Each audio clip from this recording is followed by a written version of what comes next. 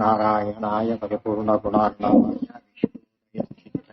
ವಿಷ್ಣುಪ್ರದಾಯ ಜ್ಞಾನಪ್ರದಾಯ ವಿಬುಧಾಸುರ ಸೌಖ್ಯ ದುಃಖ ಸತ್ಕಾರಣಾಯ ವಿತತಾಯ ನಮೋ ನಮಸ್ತೆ. ನಾರಾಯಣಂ ಸುರಗುರುಂ ಜಗದೇಕನಾಥಂ ಭಕ್ತಪ್ರಿಯಂ ಸಕಲಲೋಕ ನಮಸ್ಕೃತಂಚ ತ್ರೈಗುಣ್ಯವರ್ಜಿತಮಜಂ ವಿಸ್ಮಾದ್ಯಮೀಶಂ ವಂದೇ ಅವಘ್ನಮರಾಸುರ ಸಿದ್ಧವಂತೆ. ನಾರಾಯಣಂ ನಮಸ್ಕೃತ್ಯ ನರಂ ಚೈವ ನರೋತ್ತಮಂ ದೇವೀಂ ಸರಸ್ವತೀಂ ವ್ಯಾಸಂ ತಥೋ ಜಯಮುದೀರೈ. ಏನಾಯ್ತೀಗ? ದ್ರೋಣಾಚಾರ್ಯರಿಗೆ ಅವ್ರು ಕೇಳಿದ್ರು, ಏನೂ ಇಲ್ಲ, ಈಗ ಆತ್ಮವಿದ್ಯಾ ಮತ್ತು ಶಸ್ತ್ರ ಮೂರರಲ್ಲಿ ಒಂದು ಯಾವ್ದಾದ್ರು ಆರಿಸ್ಕೊಳ್ಬಹುದು ಅಂತ ಹೇಳಿದ ತಕ್ಷಣ ಅವ್ರು ಹೇಳ್ತಾರೆ ಅಸಾಧ್ಯ ಇಲ್ಲ, ನಾನು ವಿದ್ಯೆಯನ್ನೇ ಉಪದೇಶ ಮಾಡಿ ಅಂತ ಕೇಳಿದ್ರು. ಸರ್ವೋತ್ತಮಶೇಷ ತವೋಚ್ಚ ಶಸ್ತ್ರೈ ಕಾರ್ಯಂ ಕಿಮಸ್ಮಾಕಂ ಅನುದ್ಬಲಾನ ವಿದ್ಯೈವ ದೇಯಾ ಭವತಾ ತತೋಜ ಸರ್ವಪ್ರಕಾಶಿನ್ಯಬಲ ಸುಸೂಕ್ಷ್ಮ. ನೀನು ಸರ್ವೋತ್ತಮ, ನಿನ್ನ ಶಸ್ತ್ರಾಸ್ತ್ರ ಏನು ಮಾಡಕ್ಕಾಗೋದಿಲ್ಲ. ಕಿಮಸ್ಮಾಕಂ ಅನುದ್ಬಲಾನ, ನಾವು ದುರ್ಬಲ, ಶಸ್ತ್ರ ಉಪಯೋಗಿಸೋದಿರಲಿ ಎತ್ತಲಕ್ಕೂ ನಮ್ಗಾಗೋದಿಲ್ಲ ಅಂತ ಅರ್ಥ. ವಿದ್ಯೈವ ದೇಯ ಭವತಾ, ವಿದ್ಯೆಯನ್ನೇ ಉಪದೇಶ ಮಾಡು. ತಥೋ ಅಜ ಸರ್ವಪ್ರಕಾಶಿನಿ ಅಬಲ ಸುಸೂಕ್ಷ್ಮ. ಎಂಥ ವಿದ್ಯೆ? ಸರ್ವಪ್ರಕಾಶಿನಿ ಮತ್ತು ಅಚಲ ಸುಸೂಕ್ಷ್ಮ, ಸರ್ವವನ್ನು ತಿಳಿಸಿಕೊಡ್ತಕ್ಕಂಥ ವಿದ್ಯೆ ಮತ್ತು ಅಚಲವಾದದ್ದು. ಸುಸೂಕ್ಷ್ಮ. ಅಚಲ ಅಂದ್ರೇನು? ಛಲ ಅಂದ್ರೆ ಸಂಶಯ, ಅಚಲ ಅಂದ್ರೇನು? ಸಂಶಯರಹಿತವಾದಂತಹ ನಿಶ್ಚಯ ಜ್ಞಾನಪೂರ್ವಕವಾದ ಮತ್ತು ಅಚಲ ಶಾಶ್ವತವಾದಂತಹ ಸುಸೂಕ್ಷ್ಮ ಅತ್ಯಂತ ಸೂಕ್ಷ್ಮವಾದ ವಿದ್ಯೆಯನ್ನೇ ಉಪದೇಶ ಮಾಡುವಂತ ಪ್ರಾರ್ಥನೆ ಮಾಡಿಕೊಂಡು ಹಾಗೆ ಹೇಳ್ತಾರೆ. ಇತೀರಿತಃ ತತ್ವ ವಿದ್ಯಾಧಿಕಾಸ್ಸಹ ವಿದ್ಯಾ ಸರ್ವಾಹ ಪ್ರದದೌ ಶಾಸ್ತ್ರಶಸ್ತ್ರಾಹ ಅಬ್ದದ್ವಿಷಟ್ಕೇನ ಸಮಾಪ್ಯತಾಸ್ಸಹ ಯಯೌ ಸಖಾಯಂ ದ್ರುಪದಂ ಮಹಾತ್ಮ. ಇತೀರಿತಃ ತತ್ವವಿದ್ಯಾಧಿಕಾಃ ಸಹ ವಿದ್ಯಾಃ ಸರ್ವಾಃ ಪ್ರದದೌ ಶಾಸ್ತ್ರಶಸ್ತ್ರಾಃ ಅಬ್ದದ್ವಿಷಟ್ಕೇನ ಸಮಾಪ್ಯ ತಾಃ ಸಾ ಯಯೌ ಸಖಾಯಂ ದ್ರುಪದಂ ಮಹಾತ್ಮ. ತಕ್ಷಣನೇ ಅವರೇನ್ ಮಾಡಿದ್ರು? ವಿದ್ಯೋಪದೇಶವನ್ನು ಮಾಡಿದ್ರು. ತತ್ವವಿದ್ಯಾಧಿಕಾಃ, ತತ್ವವಿದ್ಯೆ ಮೊದಲಾದ ವಿದ್ಯೆಗಳನ್ನು ಉಪದೇಶವನ್ನು ಮಾಡಿದರು. ವಿದ್ಯಾ ಸರ್ವಾಹ, ಎಲ್ಲಾ ವಿದ್ಯೆಗಳನ್ನು ಹೇಳಿಕೊಟ್ರು.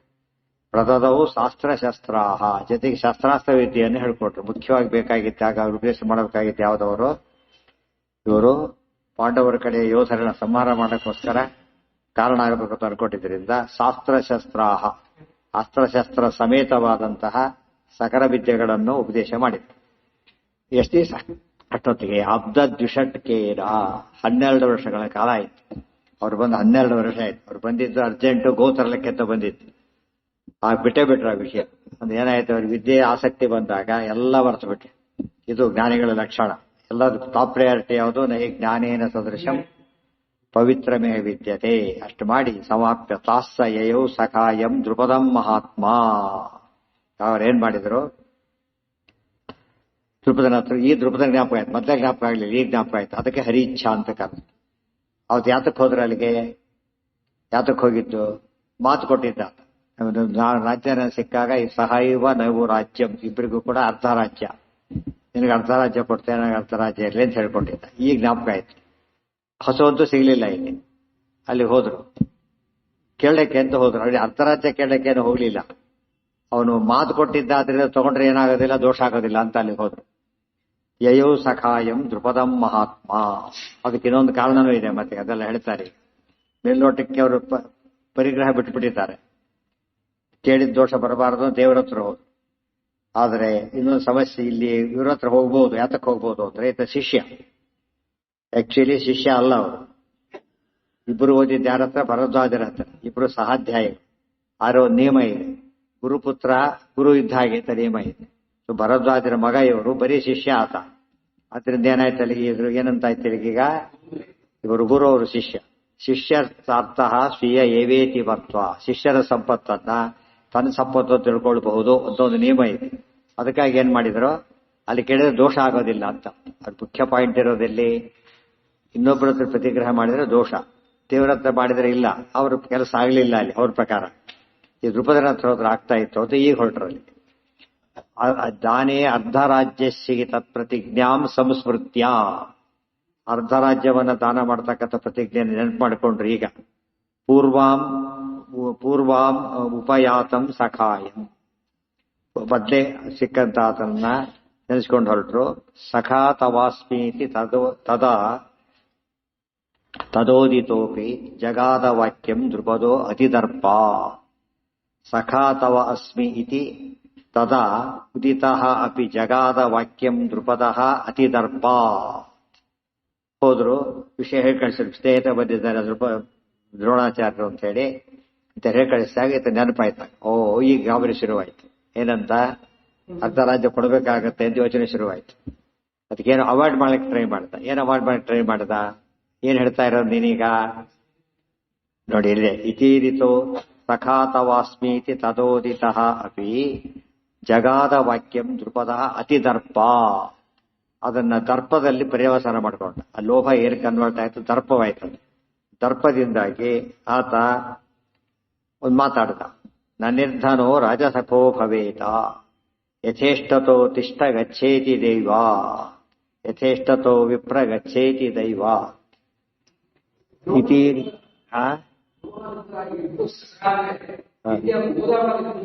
ಜೊತೆಗಿತ್ತು ಅದು ಒಬ್ಬೇ ಗುರುವಿನ ಹತ್ರ ಓದಿ, ಭರದ್ವಾಜರ ಹತ್ರ ಓದಿತ್ತು.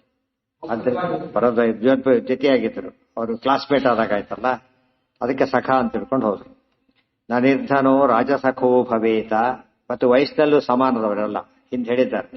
ದ್ರುಪದ, ವಿರಾಟ, ಇವರೆಲ್ಲ ಭೀಷ್ಮಾಚಾರ್ಯರು, ದ್ರೋಣಾಚಾರ್ಯರು, ಕೃಪಿ ಎಲ್ಲ ಕೂಡ ಸಮಾನ ವಯಸ್ಕರಾದ್ದರಿಂದ ವಯಸ್ಯ ಸಮಾನ ವಯಸ್ಕರಾಗಿದ್ದು, ಒಬ್ಬೇ ಗುರುವಿನ ಹತ್ರ ಓದಿದ್ದು ಅವರ ಸ್ನೇಹಕ್ಕೆ ಕಾರಣ ಆಗಿತ್ತು.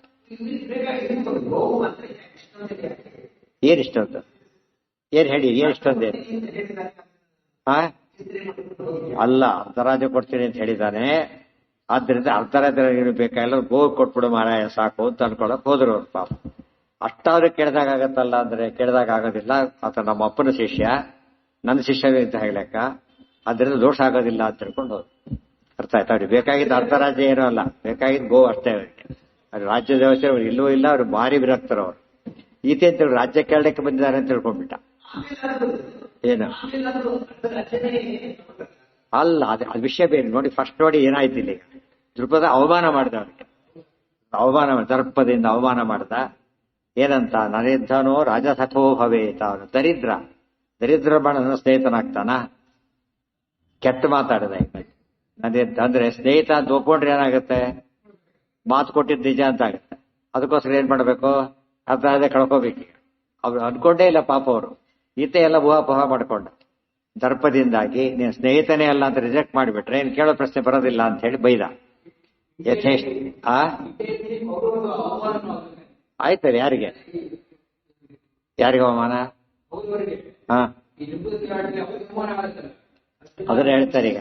ಯಥೇಷ್ಟತೋ ವಿಪ್ರ ಗಚ್ಚೇತಿ ದೈವ. ನೀನು ನಮ್ ಸ್ನೇಹಿತ ಅಲ್ಲ, ಸುಳ್ಳು ಹೇಳ್ತಾ ಇದ್ದೀಯ, ಆದ್ರಿಂದ ಬೇಕಾದ್ರೂ ಸಾಕಾದ್ರೆ ಹೋಗು ಅಂತ ಹೇಳಿ ದೈವ. ಇಲ್ಲೂ ವಿಶೇಷಾಂಶ ಹೇಳಿದ್ರು. ದೃಪದಾದಿಗಳೆಲ್ಲ ದುರ್ಯೋಧನ ಅಂತವ್ರಲ್ಲ, ಒಟ್ಟು ಮಾತು ನಡೆಸೋರೆ ಅವರೆಲ್ಲ ಕೂಡ. ದಶರಥರಾಜ ಹೇಗೆ ಮಾತು ನಡೆಸೋಕ್ಕೋಸ್ಕರ ಏನೇನ್ ಮಾಡ್ಕೊಂಡ ಗೊತ್ತಿದ್ದೇನೆ ಅಂಥವ್ರೆ. ಅದು ದೈವ ಸಂಕಲ್ಪ ಅಂದ್ರೆ ಯಾತಕ್ಕೋಸ್ಕರ? ಇಲ್ಲಿ ದೈವ ಶಬ್ದಕ್ಕೆ ಎರಡರ್ಥ. ಅದನ್ನ ಪ್ರಾರಬ್ಧ ಕರ್ಮ, ಇನ್ನೊಂದು ಭಗವಂತನ ಇಚ್ಛೆ. ಇತೀರಿತೆ ಅಶ್ಯಾಶು ಬಭೂವ ಕೋಪ ಜಿತೇಂದ್ರಿಯಶ್ಯಾಪಿ ಮುನೇರ್ ಹರಿಚ್ಛಯ. ಹರಿಚ್ಛ ದೇವರ ಇಚ್ಛೆ, ಪ್ರಾರಬ್ಧ ಕರ್ಮ ಎಲ್ಲ ಸೇರ್ಕೊಂಡ್ಬಿಟ್ಟು ಕೆಟ್ಟ ಮಾತಾಡ್ಬಿಟ್ಟು. ಅಶ್ಯಾಶು ಬಭೂವ ಕೋಪ ಜಿತೇಂದ್ರಿಯಶ್ಯಾಪಿ ಮುನೇರ್ ಹರಿಚ್ಛಯ. ಈಗ ದ್ರೋಣರು ಏನ್ ಮಾಡಿದ್ರು, ಅಷ್ಟು ಕೇರ್ ಮಾಡಾರಲ್ಲ ಇವರು, ಹೋಲಿ ಬಿಡತ್ತು ವಾಪಸ್ ಹೋಗ್ಬಿಡಾರೆ. ಕೋಪ ಗೀಪ ಮಾಡ್ಕೊಳ್ಳೋದು ಯಾರು ಗುಣ ಅಲ್ಲ, ಬ್ರಾಹ್ಮಣ ಲಕ್ಷಣ ಅಲ್ಲ. ಅವ್ರು ಒಳ್ಳೆ ಬ್ರಾಹ್ಮಣರು ಇಲ್ಲ, ಅದು ಇದಂಥ ಬ್ರಾಹ್ಮಣ, ದೇವಗುರು ಬ್ರಾಹ್ಮಣರು. ಮತ್ತೆ ಅವ್ರಿಗೆ ಕೋಪ ಬರಬಾರದು. ಬಂತು, ಅದಕ್ಕೆ ಯಾತಕ್ಕೆ ಬಂತು ಅಂದ್ರೆ ಹರಿ ಇಚ್ಛೆಯ, ದೇವರ ಇಚ್ಛೆ. ಅದು ಮುಂದೆ ಏನೇನೋ ಕಾರಣ ಆಗ್ಬೇಕಾಗಿದೆ, ಅದಕ್ಕೋಸ್ಕರ ಬಂತು. ಹರಿ ಇಚ್ಛೆ ಸುಮ್ಮನೆ ಬರಲಿಲ್ಲ. ಪ್ರಾರಬ್ಧ ಕರ್ಮ ಮತ್ತೆ ಇದೆ, ಅದು ಸೇರಿಸ್ಕೋಬೇಕು ಯಾವಾಗಲೂ ಕೂಡ. ಪ್ರಾರಬ್ಧ ಕರ್ಮ ಇದು ಸೇರಿಬಿಟ್ಟು ದೇವರ ಸಂಕಲ್ಪಕ್ಕೆ ತಕ್ಕಂತೆ ಭಾರಿ ಕೋಪ ಬಂತು. ಪ್ರತಿಗ್ರಹ ಸನ್ನಿವೃತ್ತೇನ ಸೋಯಂ ಮಯಾ ಪ್ರಾಪ್ತೋ ಮತ್ಪಿತು ಶಿಷ್ಯಕತ್ವಾತ್ ಪಿತುಶಿಷ್ಯೋ ಹಿ ಆತ್ಮಶಿಷ್ಯೋ ಭವೇತ ಶಿಷ್ಯಸ್ಯಾರ್ಥ ಸ್ವೀಯ ಏವೇತಿ ಮತ್ವಾ. ಪ್ರತಿಗ್ರಹ ಸನ್ನಿವೃತ್ತೇನ ಸಹ ಅಯಂ ಮಯಾ ಪ್ರಾಪ್ತಃ ಮತ್ಪಿತುಃ ಶಿಷ್ಯಕತ್ವಾತ್ ಪಿತುಃ ಶಿಷ್ಯಃ ಹಿ ಆತ್ಮಶಿಷ್ಯಃ ಭವೇತ ಶಿಷ್ಯಸ್ಯ ಅರ್ಥಃ ಸ್ವೀಯಃ ಏವ ಇತಿ ಮತ್ವಾ. ತಾನು ಪ್ರತಿಗ್ರಹದಿಂದ ಸನ್ನಿವೃತ್ತರು, ಅದರಿಂದ ಇನ್ನೊಬ್ಬರು ಕೇಳೋ ಉದ್ದೇಶ ಇಲ್ಲ, ಕೇಳಬಾರದು. ಸೋಯಂ ಮಯ ಪ್ರಾಪ್ತಃ, ನಾನು ಯಾತಕ್ಕೆ ಬಂದೆ? ಮತ್ಪಿತುಃ ಶಿಷ್ಯಕತ್ವಾತ್, ನಮ್ಮಪ್ಪನ ಶಿಷ್ಯನಾದ್ದರಿಂದ. ಪಿತುಶಿಷ್ಯೋ ಹಿ ಆತ್ಮಶಿಷ್ಯೋ ಭವೇತ, ತಂದೆ ಶಿಷ್ಯ ತನ್ನ ಶಿಷ್ಯನೂ ಇದ್ದ ಹಾಗೆ. ಶಿಷ್ಯಸ್ಯಾರ್ಥ ಸ್ವೀಯ ಏವೇತಿ ಮತ್ವ, ಶಿಷ್ಯನ ಸಂಪತ್ತು ತಂದೆ ಆದಾಗ ಇನ್ನೊಬ್ರು ಕೇಳಿಸ್ಕೊಂಡಾಗ ಆಗೋದಿಲ್ಲ. ಅದಿಷ್ಟೆಲ್ಲ ಯೋಚನೆ ಮಾಡಿ ಬಂದ್ರು. ಅದರೆಲ್ಲ ದುರುಪಯೋಗ ತಗೊಂಡು ಸರಿಯಾಗಿ ಒಳ್ಳೆ ಲಾಭ ಪಡಿಬೇಕಾಗಿತ್ತು, ಅದಾಗ್ಲಿಲ್ಲ.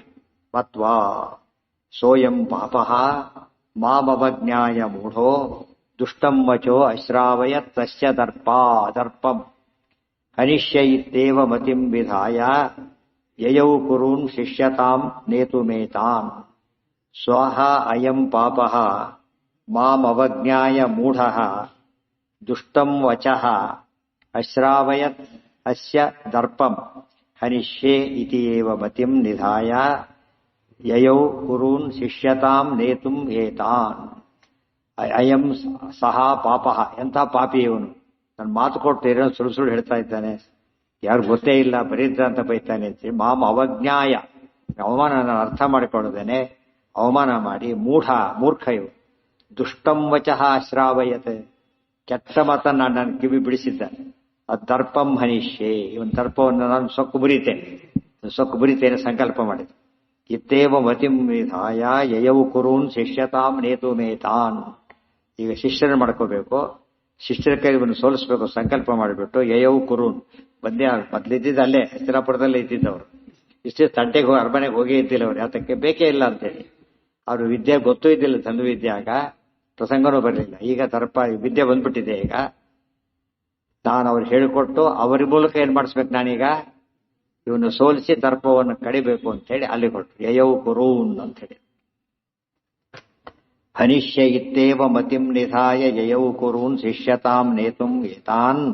ಪ್ರತಿಗ್ರಹಾತ್ ವಿನಿವೃತ್ತಸ್ಯ ಚ ಅರ್ಥಃ ಸ್ಯಾತ್ ಶಿಷ್ಯೇಭ್ಯಃ ಕೌರವೇಭ್ಯೋ ಮಾತ್ರ ಏವಂ ಮನ್ಮಾನಃ ಕ್ರೀಡತಃ ಪಾಂಡವೇಯಾನ್ ತಥಾರ್ಥ ರಾಷ್ಟ್ರಾನ್ ಪುರಬಾಹ್ಯತಃ ಅಖ್ಯತೆ. ಪ್ರತಿಗ್ರಹಾತ್ ಸನ್ನಿವೃತ್ತಸ್ಯ ಚ ಅರ್ಥಃ ಸ್ಯಾತ್ ಶಿಷ್ಯೇಭ್ಯಃ ಕೌರವೇಭ್ಯಃ ಮಮ ಅತ್ರ ಏವಂ ಮನ್ಮಾನಃ ಕ್ರೀಡತಃ ಪಾಂಡವೇಯಾನ್ ತಥಾರ್ಥ ರಾಷ್ಟ್ರಾನ್ ಪುರಬಾಹ್ಯತಃ ಅಖ್ಯತೆ. ಪ್ರತಿಗ್ರಹಾತ್, ನಾನು ಪ್ರತಿಗ್ರಹವನ್ನು ಬಿಟ್ಟವು.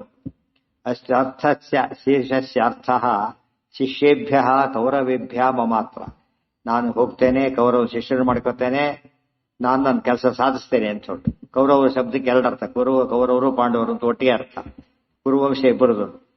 ಏವಂ ಮನ್ಮಾನ, ಅದು ಕೌರವರು ಅಂದ್ರೆ ದುರ್ಯೋಧನ ಅಂತ ಅರ್ಥ ಮಾಡ್ಕೋಬಾರ್ದಿಲ್ಲಿ, ಪಾಂಡವರು ಇಬ್ರು ಅಂತ ಅರ್ಥ.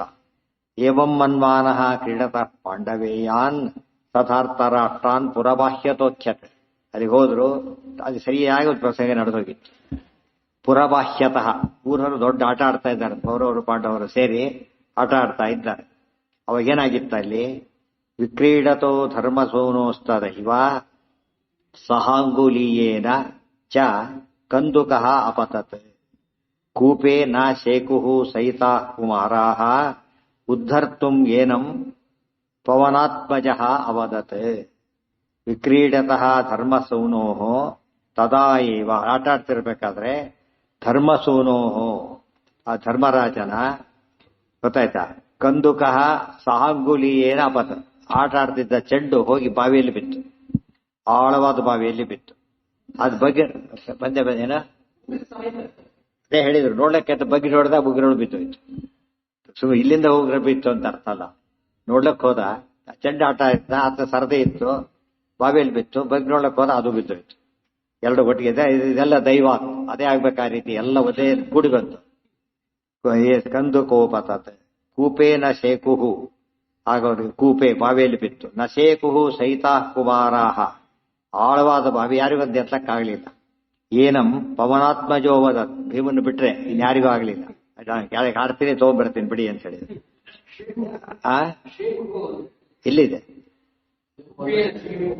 ಶೇಕುಹು, ಶೇವು ಅಲ್ಲ ಶೇಕುಹು, ಸಮರ್ಥರಾಗಲಿಲ್ಲ. ಶೇಕು ಅಂದ್ರೆ ಸಮರ್ಥರಾದರು, ನಶೇಕುಹು ಸಮರ್ಥರಾಗಲಿಲ್ಲ. ಅದು ಬಿಡಿದವ್ರು ಯಾರು ಸಮರ್ಥರಾಗಲೇ ಇಲ್ಲ. ಭೀಮಸೇನ ಮಾತ್ರ ನಾನು ಹಾರಿ ತರ್ತೇನೆ ಅಂತ ಹೊಂದಿಕೊಂಡ್ರು. ಇದು ನಡೆದಿದ್ದೇನೆ ಪುರಬಾಹ್ಯತ ಅಖ್ಯತ್, ಊರ ಹೊರಗೆ ನೋಡಿದ್ರು ಇದೆಲ್ಲ ನಡೀತು. ನಿಷ್ಪತ್ಯ ಚ ಉದ್ಧೃತ್ಯ ಸಮುತ್ಪತಿಶೇ ಕೂಪಾದಮುಷ್ಮಾತ್ ಭೃಶ ನೀಚಾದಪಿ ಸ್ಮ ಸಕಂದುಕಾಂ ಮುದ್ರಿಕಾಂ ಪಶ್ಯತಾದ್ಯ ಸರ್ವೇ ಕುಮಾರಾಹ ಇತಿ ವೀರ್ಯ ಸಂಶ್ರಯ. ನಿಷ್ಪತ್ಯ ಚ ಉದ್ಧೃತ್ಯ ಸಮುತ್ಪತಿಶೇ ಕೂಪಾತ್ ಅಮುಷ್ಮಾತ್ ಭೃಶ ನೀಚಾತ್ ಅಪಿ ಸ್ಮ ಸಕಂದುಕಾಂ ಮುದ್ರಿಕಾಂ ಪಶ್ಯತ ಅದ್ಯ ಸರ್ವೇ ಕುಮಾರಾಹ ಇತಿ ವೀರ್ಯ ಸಂಶ್ರಯ. ನಾನೇನ್ ಮಾಡ್ತೇನೆ, ನಿಷ್ಪತ್ಯ ಹರ್ತೇನೆ, ಚ ಉದ್ಧೃತ್ಯ ಎತ್ಕೊಂಡ್ಬಿಡ್ತೇನೆ, ಸಮುತ್ಪತಿಶೇ ಹಾರಿ ಅದನ್ನ ಎತ್ಕೊಂಡು ಮೇಲಕ್ಕೆದ್ದು ಬರ್ತೇನೆ. ಕೂಪಾದ ಮುಷ್ಮ ಭೃಷನೀಚ, ಬಹಳ ಆಳವಾದ ಬಾವಿ, ಎಷ್ಟು ಆಳ ಇದ್ದ ನನಗೆ ಯೋಚನೆ ಇಲ್ಲ, ತರ್ತೀನಿ ಅಂತ ಹೇಳಿದ. ಬರೀ ಚೆಂಡಲ್ಲ, ಸಕಂದುಕಾಂ ಮುದ್ರಿಕಾಂ ಪಶ್ಯತಾದ್ಯ, ಚೆಂಡನ್ನು ತರ್ತೇನೆ, ಮುದ್ರಿಕೆ. ಇಲ್ಲಿ ಅಂಗುಲಿಯಕ ಯಾವುದು ಅಂತ ಕೇಳಿದ್ರೆ ರಾಜಮುದ್ರಿಕೆ, ಬಹಳ ಇಂಪಾರ್ಟೆಂಟ್ ಇದು. ಅಂದ್ರೆ ಧರ್ಮರಾಜನಿಗೆ ಹಾಗೂ ಯುವರಾಜ ಪಟ್ಟ ನಿಶ್ಚಿತ, ಆದ್ರೆ ಆತ ಕೈ ಮುದ್ರಿಕೆ ಕೊಟ್ಟಾಗಿತ್ತು, ಗೊತ್ತಾಯ್ತಾ? ಆ ಮುದ್ರಿಕೆ ಸಮೇತ ಬಿತ್ತು. ಒಂದು ಅಂಗುಲಿಯಕ ಅಂತ ಹೇಳಿದ್ರೆ ಅಂಗುಲಿಯ ಸಾಮಾನ್ಯ ಅಂಗುಲಿಯಕ ಅಲ್ಲ, ಅದು ರಾಜಮುದ್ರೆ ಇರ್ತಕ್ಕಂಥ ಅಂಕಿತ. ಅದು ಹಿಂದೆ ಬೆತ್ತಲ್ಲಿ ಸೀಲ್ ಇಟ್ಕೊಂಡ್ರೆ ಸೀಲ್ ಇದ್ದಾಗ, ಅದು ಮುದ್ರಿಕಾದ್ರೆ ಸೀಲ್ ಇದ್ದಾಗ ಅವರು ಉಂಗುರದಲ್ಲೇ ಇಟ್ಕೊಂಡ್ಬಿಟ್ಟಿದ್ರು. ಬಿಚ್ಚುದಾಗ ಚಾನ್ಸ್ ಇಲ್ಲ, ಬೇರೆ ಕಡೆ ಟ್ರೇಡ್ ಮಾಡೋದು. ಯಾರು ಸೀರೆ ಬಂದ್ರೆ ಪೇಪರ್ ಬರ್ತಿರುತ್ತಲ್ಲ ಬರೀ ಮೋಸ ಅಂತ ಹೇಳ್ಬಿಟ್ಟು, ಆ ತರ ಸೀರೆ ದುರುಪಯೋಗ ಮಾಡಬಹುದು ಅಂತ ಹೇಳಿ ರಾಜಮುದ್ರಿಕೆ ಯಾವಾಗ ಎಲ್ಲಿರ್ತಾ ಇತ್ತೋ ಕೈಯಲ್ಲೇ ಇರ್ತಿತ್ತು, ಇನ್ನೊಬ್ರು ಯಾರು ಉಪಯೋಗಕ್ಕೆ ಬರ್ತಿರ್ಲಿಲ್ಲ. ನಿಮಗೆ ಗೊತ್ತಾಗಲ್ಲ ಅವ್ರಿಗೆ. ನೋಡಿ ಹೇಳ್ತಾರೆ ನೋಡಿ, ಗೊತ್ತಾಯ್ತಾ? ಹಾರಿ ತರ್ತೇನೆ, ಮುಡಿಗೆ ಅದನ್ನು ತರ್ತೇನೆ, ಗೊತ್ತಾಯ್ತಾ? ಬೇರೆ ಕಾಡ ಚೆಂಡನ್ನು ತರ್ತೇನೆ, ಮುಡಿಗಿದ ಉಗ್ರನೂ ತರ್ತೇನೆ, ಆಯ್ತಾ? ಗೊತ್ತಾಯ್ತು, ಸಂಶಯ ಇದೆ ಮತ್ತೆ? ಎರಡು ತರ್ತೇನೆ. ಸರ್ವೇ ಕುಮಾರ, ನೋಡಿ ಎಲ್ಲ ನೋಡಿ ಈಗ ಅಂತೇಳಿ. ಇತಿ ವೀರ್ಯ ಸಂಶ್ರಯ. ವೀರ್ಯ ಅಂದ್ರೆ ಏನು? ಸಾಮರ್ಥ್ಯ. ಸಾಮರ್ಥ್ಯ ಇಷ್ಟು ಅಂತ ಹೇಳಿದ್ರು. ಆಕ್ಚುಲಿ ನೀಲಾಜಾಲ ತಂದು ಹಾಕ್ಬೋದಾಗಿತ್ತು, ಮುಂದೆ ಆಗದ್ ಗೊತ್ತಿದೆ ಅವರಿಗೆ, ಹರಿಸಂಕಲ್ಪ. ಆ ಸುಮ್ಮನೆ ಕೊಡುವಾರ ಅಂತ ಅಷ್ಟು ಹೇಳಿದ್ರು. ಹಠತ್ ಏನಾಯ್ತು? ತದಾ ಕುಮಾರಾನ್ ಅವದತ್ಸ ವಿಪ್ರೋ ದಿಗಸ್ತ್ರ ಬಾಹ್ಯಾಂ ಭವತಾಂ ಪ್ರವೃತ್ತಿಂ ಜಾತಾ ಕುಲೇ ಭರತಾನಾಂ ನವಿತ್ಥ ದಿವ್ಯಾನಿ ಶಾಸ್ತ್ರಾಣಿ ಸುರಾರ್ಚಿತಾನಿ ಹೇಳ್ತಾರೆ. ಏನಿದು? ಅದೇ ಅಷ್ಟೇನೆ ಧೈರ್ಯ ದ್ರೋಣಾಚಾರ್ಯ ಬಂದ್ರಲ್ಲಿ. ಇಷ್ಟೆಲ್ಲ ಮಾತುಕತೆ ನಡೀತಾ ಇತ್ತು, ಬಂದ್ರು. ತದಾ ಕುಮಾರಾನ್ ಅವದತ್ಸ ವಿಪ್ರಹ, ರಾಜಕುಮಾರರಿಗೆ ಆ ಬ್ರಾಹ್ಮಣ ಹೇಳಿದ್ರು, ದಿಗ್ ಅಸ್ತ್ರಬಾಹ್ಯಾಂ ಭವತಾಂ ಪ್ರವೃತ್ತಿ. ಏನು ರಾಜಕುಮಾರರಾಗಿ ನಿಮಗೆ ಅಸ್ತ್ರವಿದ್ಯೆ ಗೊತ್ತಿಲ್ವಾ? ಧಿಕ್ಕಾರ, ಬೈದರು. ಧಿಕ್ಕಾರ. ರಾಜಕುಮಾರರಿಗೆ ಏನು ಗೊತ್ತಿರಬೇಕು? ಬ್ರಾಹ್ಮಣರಿಗಾದ್ರೆ ಶಾಸ್ತ್ರ ಗೊತ್ತಿರಬೇಕು, ಅವರಿಗಾದ್ರೆ ಅಸ್ತ್ರ ಗೊತ್ತಿರಬೇಕು. ಅಸ್ತ್ರ ಗೊತ್ತಿಲ್ವ ನಿಮ್ಗೆಲ್ಲ ಕೂಡ? ಎಂತ ಕ್ಷತ್ರಿಯರು ನೀವೆಲ್ಲ, ಶಾಸ್ತ್ರ ಓದಿವೆ ಅಂತ ಬ್ರಾಹ್ಮಣ ಅಂತ ಬೈತಾರಲ್ಲ, ಹಾಗೆ ಅದು ಬೈದು. ಅದು ಜಾತಾ ಕುಲೆ, ಅದು ಎಂತ ಬರೀ ಕ್ಷತ್ರಿಯರಲ್ಲ ನೀವು. ಜಾತಾ ಕುಲೆ ಭರತಾನಾಮನ ವಿತ್ತ, ಭರತ ವಂಶದಲ್ಲಿ ಹುಟ್ಟಿದ ನಿಮಗೆ ಇದೆಲ್ಲ ಬರೋದಿಲ್ವಾ? ದಿವ್ಯಾನಿ ಶಾಸ್ತ್ರಾಣಿ ಸುರಾರ್ಚಿತ, ದೇವತೆಗಳು ಮೆಚ್ಚತಕ್ಕಂತಹ ದಿವ್ಯವಾದ ಪರಿಜ್ಞಾನ ಇಲ್ಲ ಅಂದ್ರೆ ನಿಮಗೆ ಧಿಕ್ಕಾರ ಅಂತ ಬೈದು. ಅವ್ರ ಉದ್ದೇಶ ತಮ್ಮ ಕಡೆ ತಮ್ಮ ಕೆಲಸ ಸಾಧಿಸಬೇಕಾಗಿದೆ ಈಗ. ಅದಕ್ಕಾಗಿ ಸುರಾರ್ಚಿತಾನಿ ಇತೀರಿತ ಅಸ್ತ್ರವಿದಂ ಕುಮಾರಂ ವಿಜ್ಞಾಯ ವಿಪ್ರಂ ಕುಮಾರ ವಿಜ್ಞಾಯ ವಿಪ್ರಂ ಸುರಪೂಜ್ಯ ಪೌತ್ರಂ ಸಂಪ್ರಾರ್ಥಯಾಮಾಸುಃ ಅಥೋಧೃತಿಂ ಪ್ರತಿ ಪ್ರಧಾನ ಮುದ್ರಾಯುತ ಕಂದುಕಸ್ಯ ಇತಿ ಈರಿತಾಃ ಅಸ್ತ್ರವಿದಂ ಕುಮಾರಾಃ ವಿಜ್ಞಾಯ ವಿಪ್ರಂ ಸುರಪೂಜ್ಯ ಪೌತ್ರಂ ಸಂಪ್ರಾರ್ಥಯಾಮಾಸುಃ ಅಥ ಉದ್ಧೃತಿಂ ಪ್ರತಿ ಪ್ರಧಾನ ಮುದ್ರಾಯುತ ಕಂದುಕಸ್ಯ. ಹೀಗೆ ಹೇಳಲ್ಪಟ್ಟ ರಾಜಕುಮಾರರೆಲ್ಲ ಅರ್ಥ ಯಾರೀತ ಇಷ್ಟೆಲ್ಲ ಮಾತಾಡೋದು ಯೋಚನೆ ಮಾಡಿ ಅರ್ಥ ಆಯ್ತು ಅವರಿಗೆ. ಸುರಪೂಜ್ಯ ಪೌತ್ರಂ, ಓ ಭರದ್ವಾಜನ ಮಕ್ಕಳಿವರು. ಸುರಪೂಜ್ಯರು ಅಂದ್ರೆ ಯಾರು? ದೇವಗುರುಗಳು. ಅವರ ಪೌತ್ರ ಅದೇ ಅವರ ಮೊಮ್ಮಗ, ಗೊತ್ತಾಯ್ತಾ? ಆದ್ರಿಂದ ಅವರ ಮೊಮ್ಮಗ ಬೃಹಸ್ಪತ್ಯಾಚಾರ್ಯರು, ಅವ್ರ ಮಗ ಭರದ್ವಾಜರು, ಅವ್ರ ಮಗ ಇವರಾದ್ರಿಂದ ಸುರಪೂಜ್ಯ ಪೌತ್ರಂ ಅಂತ ಪದ ಉಪಯೋಗಿಸಿ. ಸುರಪೂಜ್ಯರಾದ ಸುರಗುರುಗಳಾದ ಬೃಹಸ್ಪತ್ಯಾಚಾರ್ಯರ ಮಗ ಭರದ್ವಾಜರು, ಅವರ ಮಗನಾಗಿ ಹುಟ್ಟಿದ ದ್ರೋಣಾಚಾರ್ಯರು ಅಂತ ಎಲ್ಲ ಅರ್ಥ ಮಾಡಿಕೊಂಡು ಸಂಪ್ರಾರ್ಥಯಾಮಾಸು ಅಥೋತ್ಯಂ ಪ್ರತಿ. ಓಹೋ, ಅಸ್ತ್ರವಿದ್ಯೆಯಿಂದೆಲ್ಲ ತೆಗಿಲಕ್ಕೆ ಬರುತ್ತಾ ಹಾಗಿದ್ರೆ ನೀವು ದಯವಿಟ್ಟು ತೆಕ್ಕೊಟ್ಬಿಡಿ ಅಂತ ಕೇಳಿ. ಸ್ವಲ್ಪ ತೆಕ್ಕೊಟ್ಬಿಡಿ, ಚೆಂಡನ್ನು ತೆಕ್ಕೊಡಿ ಅಂತ ಹೇಳಿ. ಯಾವ್ದದು? ಪ್ರಧಾನ ಮುದ್ರಾಯುತ ಕಂದುಕಶ್ಯ. ಮೊದಲು ಅಂಗುಲಿಯ ಅಂದ್ರು, ಆಮೇಲೆ ಮುದ್ರಿಕಾ ಅಂದ್ರು, ಪ್ರಧಾನ ಮುದ್ರಿಕಾ ಅಂತ ಹೇಳಿ. ಪ್ರಧಾನ ಮುದ್ರಿಕಾ ಅಂದ್ರೆ ಯಾರ್ದು? Most authentic. ಆತ ಕೈಯಲ್ಲೇ ಇರಬೇಕು, ಉತ್ತರಾಧಿಕಾರಿಯಾಗೇ ಇರ್ಬೇಕಂತ ಆತ ಕೈ ಬಂದಿದೆ. ಅದನ್ನೆಲ್ಲ ಇದೆಲ್ಲ ಕ್ಲಾರಿಟಿ ಗೊತ್ತಾದ ಮೇಲೆ ಆತಗೆ ರಾಜ್ಯಾಧಿಕಾರ ಬಂದಿತ್ತು ಅಂದ್ರೆ ಬಂದಿತ್ತು ಅಂತ ಆಯ್ತಲ್ಲಿ. ಪ್ರಧಾನ ಮುದ್ರಾಯುತ ಕಂದುಕಶ್ಯ. ಎರಡನ್ನು ಎತ್ಕೊಡಿ, ಆ ಚೆಂಡು ಆಟಕ್ಕೆ ಬೇಕು, ಅದು ಅಧಿಕಾರ ಮುಖ್ಯವಾದ ಇದ್ದದ್ದು, ಅದು ಕಳ್ಕೊಳ್ಳೋಕೆ ಸಾಧ್ಯ ಇಲ್ಲ, ಅದು ಬೇಕು ಅಂತ ಕೇಳ್ಕೊಂಡು ತಕ್ಷಣ ಅವ್ರೇನ್ ಮಾಡಿದ್ರು? ತಕ್ಷಣ ಎತ್ಕೊಡ್ಲಿಲ್ಲ, ಎಲ್ಲ ಪ್ಲಾನ್ ಮಾಡ್ಕೊಂಡೇ ಬಂದಿರೋದು ಅವರು. ಸಚ ಆಶು ಋಷಿಕಾಭಿರಥೋತ್ತರಂ ಸಂಪ್ರಾಪ್ಯ ದಿವ್ಯಾಸ್ತ್ರಬಲೇನ ಕಂದುಕಂ ಉದ್ಧೃತ್ಯ ಮುದ್ರೋದ್ಧರಣಾರ್ಥಿನ ಪುನರ್ಜಗಾದ ಭಕ್ತಿರ್ಮಮ ಕಲ್ಪ್ಯತಾಮಿತಿ. ಸಚ ಆಶು ಇಶೀಕಾಭಿ. ಇಶೀಕ ಅಂತ ಹೇಳಿದ್ರು ದರ್ಭೆಗಳೆಲ್ಲ ತಗೊಂಡ್ರು. ಅದಕ್ಕೆ ಸಾಮಾನ್ಯ ಹುಲ್ಲು ಕಡ್ಡಿನೂ ಅಂತ ಅರ್ಥ. ಅದೆಲ್ಲ ಬಿದ್ದಿ ಅಲ್ಲಿ ಬೇಕಾಷ್ಟಿದ್ದು ಕಿತ್ಕೊಂಡ್ರು, ಮತ್ತೆ ಸಿದ್ರು, ಬದಲೇದು ಹಾಕಿದ್ರು. ಸೀದಾ ಚೆಂಡಿಗೆ ಅಂಟಿಕೊಂಡಿರ್ತದೆ. ಇನ್ನೊಂದು ಹಾಕಿದ್ರು, ಆ ಬಾಲಕ್ಕೆ ಅಂಟಿಕೊಂಡಿರ್ತಾವೆ. ಇನ್ನೊಂದು ಅದಕ್ಕೆ ಅಂಟಿಕೊಂಡಿರ್ತಾವೆ. ಅಂಟಿಕೊಂಡು ಕೊಡಿ ಹಗ್ಗಾದಾಗ ಆಯ್ತು, ಎಳೆದ್ರು ಕೊಟ್ಟು. ಎಷ್ಟು ಅದು ಗಮ್ ಹಾಕಿ ಬಿಟ್ರೆ ಹೆಂಗೋ ಹಾಕಿ ಅದಕ್ಕೆ ಅಂಟಿಕೊಂಡು ಸರ ಬಂದ್ಬಿಟ್ಟು ಅಸ್ತ್ರವಿದ್ಯೆ ತಗೊಂಡು ಚೆಂಡು ತಗೊಳ್ಳಿ ಅಂತ ಕೊಟ್ಟು. ನೀರಲ್ಲಿ ಇಳಿಲಿಲ್ಲ, ಮುಟ್ಲಿಲ್ಲ. ಅಸ್ತ್ರವಿದ್ಯೆಯ ಸಾಮರ್ಥ್ಯ. ಬ್ರಾಹ್ಮಣ ಶಾಸ್ತ್ರದಿಂದ ಏನ್ ಮಾಡ್ತಾರೋ ಅವ್ರು ಶಸ್ತ್ರದಿಂದ ಮಾಡ್ತಾರೆ, ಅವ್ರು ಅಸ್ತ್ರದಿಂದ ಮಾಡೋದನ್ನ ಬ್ರಾಹ್ಮಣ ಶಾಸ್ತ್ರದಿಂದ ಮಾಡ್ತಾರೆ. ಅದು ಇಬ್ಬರಿಗೂ ವಿಶೇಷ ಮಹತ್ವ. ಅದು ಇಬ್ಬರಿಗೂ ಮಂತ್ರ ಗೊತ್ತಿರ್ಬೇಕು, ಅದು ಮುಖ್ಯ. ಮಂತ್ರ ಬಲದಿಂದ ಸಾಧ್ಯವಾಯಿತು, ಮಂತ್ರದಿಂದ ನಡೀತು, ತಗೊಂಡು ಕೊಡ್ತೀವಿ. ಅದಕ್ಕೆ ಹೇಳ್ತಾರೆ ದಿವ್ಯಾಸ್ತ್ರ ಬಲೇನ. ಸಾಮಾನ್ಯ ಅಸ್ತ್ರ ಕೂಡ ಅಲ್ಲ, ದಿವ್ಯಾಸ್ತ್ರ ಬಲೇನ ಕಂದುಕಂ ಉದ್ಧೃತ್ಯ ನೋಡಿದ್ರು ಎದ್ರು. ಇವ್ರು ನೋಡಿದ್ರು, ಓ ಭಾರಿ ಗ್ರೇಟ್ ಅಂತ ಹೇಳಿಬಿಟ್ಟು ಆ ಮುದ್ರಣಿ ಎತ್ಕೊಟ್ಬಿಡಿ ಸೊಪ್ಪು ಅಂತ ಹೇಳಿ. ಆಗ ಅವ್ರು ಮಾತಾಡ್ತಾರೆ. ತಮ್ಮ ಶಕ್ತಿ ತೋರ್ಸಕ್ಕೆ ಇಷ್ಟು ಮಾಡಿದ್ರು ಅವ್ರು, ಪಾಸಿಬಲ್ ಅಂತ ತೋರ್ಸಕ್ಕೋಸ್ಕರ ಇಷ್ಟು ಮಾಡಿ ಈಗ ಕೇಳ್ತಾರೆ. ಪುನರ್ಜಗಾದ ಭುಕ್ತಿರ್ಮಮ ಕಲ್ಪ್ಯತಾಮಿತಿ. ಓ ನಾನೇ ಹಾಗೆಲ್ಲ ಎತ್ಕೊಡೋದಿಲ್ಲ, ನನಗೆ ಊಟದ ವ್ಯವಸ್ಥೆ ಮಾಡಿ ಅಂತ ಹೇಳಿ. ಭುಕ್ತಿರ್ಮಮ ಕಲ್ಪ್ಯತಾಮಿತಿ. ಊಟದ ವ್ಯವಸ್ಥೆ ಮಾಡಿ ಅಂದ್ರೆ ಇವತ್ತು ಊಟ ಅಂತಲ್ಲ, ನನಗೆ ಕೆಲಸ ಕೊಡಬೇಕು ನೀವೀಗ, ಗೊತ್ತಾಯ್ತಾ? ಅದರಿಂದ ವೇತನ ಸಿಗಬೇಕು, ಅದರಲ್ಲಿ ಊಟ ಮಾಡಬೇಕು. ಪ್ರತಿಗ್ರಹ ಯಾಕೆ ಧರ್ಮ ಬಿಡ್ತಾ ಇದ್ದಾರೆ ಅವರೀಗ? ಇದು ಎರಡು ಪ್ರಶ್ನೆ ಬಂತು. ಮೊದಲು ಪ್ರತಿಗ್ರಹ ಅಪ್ರತಿಗ್ರಹ ಧರ್ಮ ಇತ್ತು, ಬಿಟ್ಟು ಬಿಟ್ರು. ಅದನ್ನ ಸ್ವಲ್ಪ ಇದಕ್ಕೆ ಬಂದು ಕಾಂಪ್ರಮೈಸ್ ಮಾಡ್ಕೊಳಕ್ ಬಂದ್ರು. ದೇವ್ರ ಹತ್ರ ಹೋದ್ರೆ ಆಗಲ್ಲ ಅಂತೇಳಿ ಇವ್ರ ಹತ್ರ ಬಂದ್ರು, ಏನೇನ ಆಗೋಯ್ತು. ಕೊನೆಗೆ ಇಷ್ಟಾದ್ರೂ ಸ್ವಲ್ಪ ಕಂಟ್ರೋಲ್ ಮಾಡ್ಕೊಂಡ್ರು. ಇಷ್ಟಾದ್ರೂ ಅಸ್ತ್ರ ಕಲ್ತು ಬಂದಾಗಿದೆ, ಅಸ್ತ್ರ ಕಲ್ತು ಬಂದಾಗ್ಬಿಟ್ಟಿದೆ. ಅವ್ರೇನ್ ಮಾಡೋದಾಗಿತ್ತು, ಅವರೇ ಹೊಡಿಬಹುದಾಯ್ತು, ಅವರೇ ಸೋಲಿಸ್ಬಿಡೋದಾಗಿತ್ತು, ಏನ್ ಬೇಕಾದ್ರೆ ಮಾಡಬಹುದಾಗಿತ್ತು, ಮಾಡ್ಲಿಲ್ಲ. ಯಾಕೆ? ಅದು ಬ್ರಾಹ್ಮಣ ಧರ್ಮ ಅಲ್ಲ ಅಂತ ಬಿಟ್ಟು. ಬ್ರಾಹ್ಮಣ ಧರ್ಮ ಅಲ್ಲ, ಮಾಡಬಾರ್ದು. ಬ್ರಾಹ್ಮಣ ಅಸ್ತ್ರವಿದ್ಯೆಯನ್ನು ಕಲಿಬಹುದೇ ಹೊರತು ಉಪಯೋಗಿಸಬಾರ್ದು ಅಂತಿದೆ.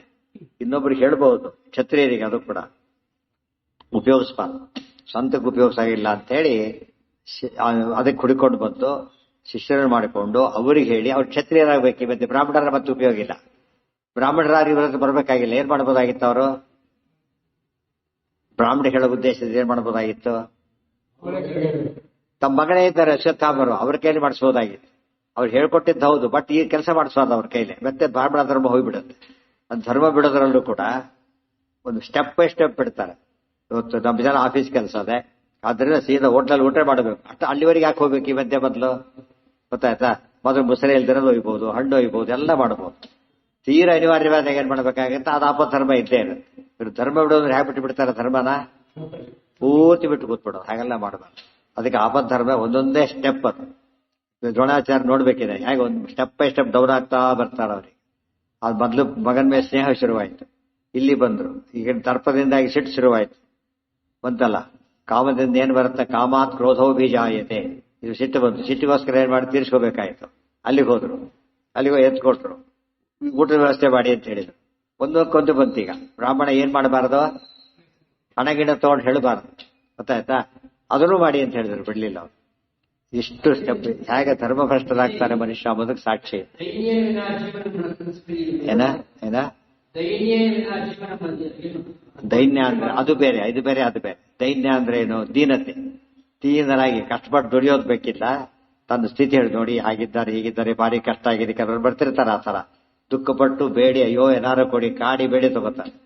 ಅದು ಇಂಥ ಜೀವನ ಇರಬಾರ್ದು. ಎಂಥದ್ದು ಒಂದು ರೀತಿ ಭಾರಿ ತರ ಆತ್ಮ ವಂಚನೆ ಮಾಡಿಕೊಳ್ಳು, ಆತ್ಮದ್ರೋಹ ಹಾಗೆಲ್ಲ ಮಾಡಬಾರದು ಮನುಷ್ಯ.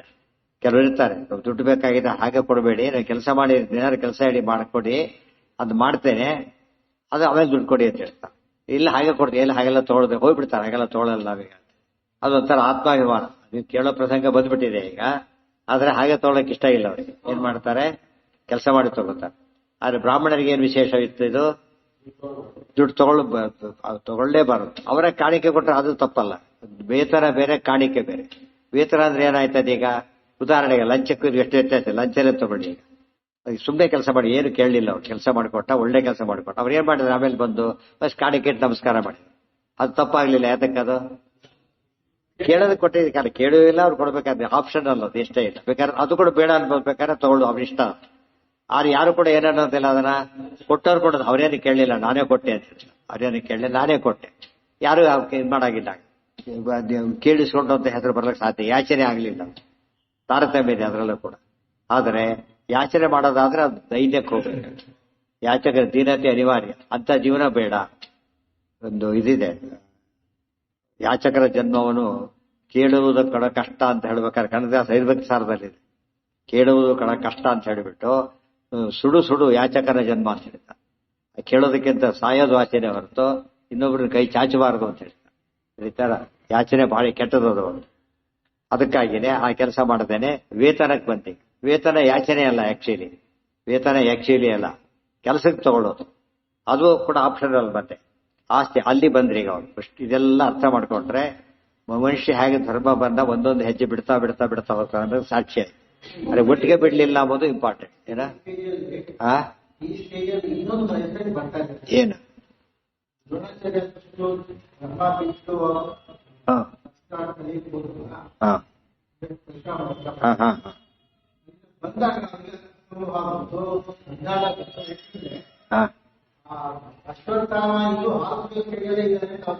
ಅಲ್ಲ, ನಾನು ಹೇಳಿದೆ, ನೀವು ಬಂದಿದ್ದಿಲ್ಲ ಇನ್ನು. ಹಾಗೆ ಹೇಳಿದೆ, ಹೇಳಿ ಆಗಿತ್ತು ಅದನ್ನ. ಏನಂತ ಅವ್ರ ವಿದ್ಯೆಗೋಸ್ಕರ ಅವ್ರು ಎಷ್ಟು ಮಾಡ್ತಾರೋ ಅಂದ್ರೆ ಹೇಳ್ತಿ ಮಗ ಎಲ್ಲಾರು ಬರ್ತಾ ಹಾಕ್ಬಿಟ್ರು.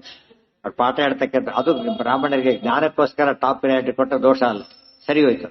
ಆದ್ರೆ ಈಗ ಏನಾಯ್ತು, ಅವರಿಗೆ ಒಂದ್ ನೆನಪಾಗಬೇಕಾಗಿತ್ತು, ಇವ್ರು ಹಾಡ್ಕೊಡಿ ಸ್ಟೇಜ್ ಮೀರ್ಬಿಟ್ಟಿದ್ದಾನೆ ಅಂತ ಹೇಳಿ. ಆದ್ರೆ ಬರಿಕೇಲಿ ಬಂದೆ ನೆನೆಸ್ಕೋಬಾರ್ದು ಅಂತ ಹೊರಟು. ಕೆಲವರು ಇರ್ತಾರೆ ಆ ಲೇಟ್ ಆಗಿದೆ ಅಂತ ಗೊತ್ತಿದ್ರು ಕೂಡ ಏನ್ ಮಾಡ್ತಾರೆ, ಹೋದ್ ಕೆಲಸ ಮಾಡ್ಕೊಂಡು ಬಂದೆ ಅಂತ ಅವಮಾನ ಆಗಬಾರ್ದು ಅಂತ ಹೇಳ್ಬಿಟ್ಟು ಪೂರೈಸಕ್ಕೆ ಹೋಗ್ತಾರೆ. ಅಜ್ಞಾನ ಬಗ್ಗೆ ಆತ್ಮಾಭಿಮಾನ ಅಷ್ಟೇ. ಬರೀ ಕೈಲಿ ಬರಲಿಲ್ಲ ನಾನು, ಹುಡುಗ ದೊಡ್ಡವನಾಗಿರ್ಬೋದು, ಆಮೇಲೆ ದೊಡ್ಡವ್ರು ಕುಡಿಬಾರ್ದು ಅಂತ ಏನೇ ಇಲ್ಲಲ್ಲ. ಈ ಹಠ ಇಲ್ಲದೆ ಹೋದ್ರು ಕೂಡ ನನ್ನ ಕೆಲಸ ಮಾಡ್ಬೇಕು ಅಂತ ಹೊರಟು. ಅಂದ್ರೆ ಬಹಳ ಅಪೂರ್ವ. ಅವ್ರು ಯೋಚನೆ ಮಾಡೋದ್ರಲ್ಲಿ ಒಳ್ಳೆ ರೀತಿಯೇ ಯೋಚನೆ ಮಾಡಿ. ಆದ್ರೆ ಅನಿವಾರ್ಯವಾಗಿ ದೇವರ ಸಂಕಲ್ಪದಲ್ಲಿ ಎಲ್ಲಿ ಬಂದ್ರು ಅವರೀಗ ಬಡ್ಕೋಬೋದು. ಕೊನೆಗೆ ತಾವೇ ಶಸ್ತ್ರ ಹಿಡಿಯೋ ಸ್ಥಿತಿ ಕೊಟ್ಬಿಟ್ರು, ಯುದ್ಧ ಮಾಡಕ್ಕೆ ಕೊಟ್ಬಿಟ್ರು. ಫೈನಲ್ ಅವ್ರು ಮಾಡಿ ಕಂಡವ್ರನ್ನ ಕೊಂದು ಹಾಕ್ಬಿಟ್ರು. ಕೊನೆಗೆ ಪೂರ್ತಿ ಎಕ್ಸ್ಟ್ರೀಮ್ ಎಂಡಿಗೆ ಬಂದ್ರು ಅವರು. ಇವರು ಕಾಂಟ್ರಾಸ್ಟ್ ಮಾಡಿ ಈಗ ಅದೇ ವಿಶ್ವಾಮಿತ್ರರು ಏನ್ ಮಾಡಿದ್ರು, ಹಠ ಅವ್ರಿಗೆ ಏನಾಗ್ಬೇಕು, ನಾನೀಗ ಬ್ರಹ್ಮರ್ಷಿ ಆಗ್ಬೇಕು. ಮತ್ತೆ ಅದಕ್ಕಾಗಿ ಏನ್ ಮಾಡ್ತಾರೆ, ದೊಡ್ಡ ಬ್ರಹ್ಮರ್ಷಿ ಆಗ್ಬಿಡ್ತಾರೆ. ಆಕ್ಚುಲಿ ಬ್ರಹ್ಮರ್ಷಿನೇ ಇವರು ಈ ಜನ್ಮದ ಮಟ್ಟಿಗೆ ಏನ್ ಮಾಡ್ಕೊಂಡ್ರೆ ಈಗ ಡೌನ್ ಫಾಲ್. ಅಲ್ಲಿವರೆಗೂ ಕೂಡ ಕೌರವರ ಸಹವಾಸ ಅಪೇಕ್ಷೆ ಬಂದಾಗಲೇ ಮನುಷ್ಯ ಕೆಟ್ಟ. ಅದಕ್ಕೆ ಮಾಫಲಿಯೇಶು ಕದಾಚಾರ. ಫಲದ ಆಸೆ ಇತ್ತು ಅಂದ್ರೆ ಮಾಡಬಾರದು ಮಾಡ್ಲಕ್ಕೆ ಮನುಷ್ಯ ಶುರು ಮಾಡಿಬಿಡ್ತಾನೆ. ಕೇಳಬಾರ್ದನ್ನು ಕೇಳ್ತಾನೆ, ಕೇಳಬಾರದನ್ನು ಕೇಳ್ತಾನೆ, ಕೇಳಬಾರದಲ್ಲಿ ಕೇಳ್ತಾನೆ. ಒಂದಲ್ಲ ಎರಡಲ್ಲ, ಕೊನೆಗೆ ಅದು ಧರ್ಮನ್ ಬಿಟ್ಬಿಡ್ತಾನೆ. ಆದ್ದರಿಂದ ಮಾಫಲಿಯೇಶು ಕದಾಚಾರ. ಇವರು ದೊಡ್ಡ ಜ್ಞಾನಿಗಳು. ಆ ಕಾಲಕ್ಕೆ ಅದು ಕಂಟ್ರೋಲ್ ಮಾಡಕ್ ಆಗ್ಲಿಲ್ಲ ಅವರಿಗೆ. ಅದಕ್ಕೆ ಶುದ್ಧೇ ಭಾಗವತೆ ಧರ್ಮೇ ಆ ವಾಕ್ಯ ಮಹತ್ವ ಗೊತ್ತಾಗುತ್ತೆ. ಎಂತ ಪ್ರಸಂಗ ಬಂದ್ರು ಏನ್ ಮಾಡ್ಲಿಲ್ಲ ಅವರು, ಧರ್ಮ ಬಿಡ್ಲಿಲ್ಲ. ಇವರು ಧರ್ಮ ಬಿಟ್ಬಿಟ್ರು. ಇದು ಭೀಮಸೇನ ಉಳಿದವರು ಸ್ವಲ್ಪ ಬಿಟ್ರು, ಭೀಮಸೇನ ಎಷ್ಟೋ ಬಿಡ್ಲಿಲ್ಲ, ಇವ್ರು ಇನ್ನೂ ಜಾಸ್ತಿ ಬಿಟ್ಬಿಟ್ರು. ಕೊನೆಗೆ ಭೀಮಸೇನ ದೇವರು ಬೈತಾರೆ, ಏನ್ ಮಾಡೋದು ಕೆಲಸ ಅಂತ. ಆಮೇಲೆ ವೈರಾಗ್ಯ ಬಂದು ವಾಪಸ್ ಹೋಗ್ತಾರೆ. ಅಲ್ಲಿವರೆಗೂ ಇವರಿಗೆ ಪೂರ್ತಿ ಜ್ಞಾನ ಬರೋದಿಲ್ಲ. ಶುದ್ಧರಾದವ್ರು ಹೇಳಬೇಕು, ಪರಮಶುದ್ಧರು ಹೇಳಿದ್ದೆ ಜ್ಞಾನ ಬಂತಷ್ಟೇ. ಹೇಳಿ ಇಷ್ಟೊತ್ತಿ ಕೇಳಲಿಲ್ಲ. ಇಷ್ಟೊತ್ತು ನೀವೀಗ ಯಾಕೆ ತೆಗ್ಲಿ ಬಂದ್ರೆ ಅಷ್ಟೊತ್ತಿಗೆ ಬಂದ್ರಿ ಇವರು. ಅಸ್ತ್ರವಿದ್ಯೆ ಬರೋದಿಲ್ಲ ಅಂತ ಕೇಳಿದ್ರು. ಭೀಮಸೇನ ಇವೆಲ್ಲ ಗೊತ್ತಿರೋದೇ, ಅವ್ರಿಗಿಂತ ಜಾಸ್ತಿ ಗೊತ್ತಿದೆ ಭೀಮಸೇನಿಗೆ. ಈಗ ಅದಕ್ಕೆ ಇವೆಲ್ಲ ನಡಿಬೇಕೀಗ ದೇವ್ರ ಸಂಕಲ್ಪ. ಅದಕ್ಕೇನ್ ಮಾಡಿದ್ರು ಮುಂದೆ ಹೋಗ್ಲಿಕ್ಕೆ ಹೋಗ್ಲಿಲ್ಲ. ಗೊತ್ತಿದೆ ಐ ಕ್ಯಾನ್ ಡೂ ಇಟ್ ಅಂತ ತೋರ್ಸಕ್ ಅಷ್ಟು ಮಾಡಿದ್ರು. ಅಸ್ತ್ರವಿದ್ಯೆ ಇಲ್ದೇನೆ ಮಾಡೋದು ಇನ್ನೂ ಗ್ರೇಟ್ ಅದು. ಅರ್ಥ ಆಯ್ತಾ? ಈಗ ಒಬ್ರು ಯಾರು ಸ್ಕ್ರೂ ಡ್ರೈವರ್ ಇರ್ತಾರು, ಬರೀ ಕೈಯಿಂದ ತೆಗೆದ ಎಷ್ಟಾಯ್ತಾಗ? ಗ್ರೇಟ್ ಆಯ್ತು. ಅರ್ಥ ಆಯ್ತಾ? ಈಗ ಭೀಮಸೇನ ಅದು ಮಾಡ್ಲಕ್ಕೆ ಹೊರಟದ್ದ. ಅಸ್ತ್ರ ಸಹಾಯ ತಗೊಳ್ಳೋದು ಯಾರು ಯಾವಾಗಲೂ ಆ ಕೈ ಆಗದೆ ಹೋದಾಗ ಅದು ತಮಗೆ ಏನ್ ಮಾಡ ಸಹಾಯ ತಗೋಬೇಕು. ಭೀಮಸೇನ ಬೇಕೇ ಇಲ್ಲ ಅದು. ಗೊತ್ತಾಯ್ತಾ? ಅದೆಲ್ಲ ಹೇಳಕ್ ಹೋಗ್ಲಿಲ್ಲ.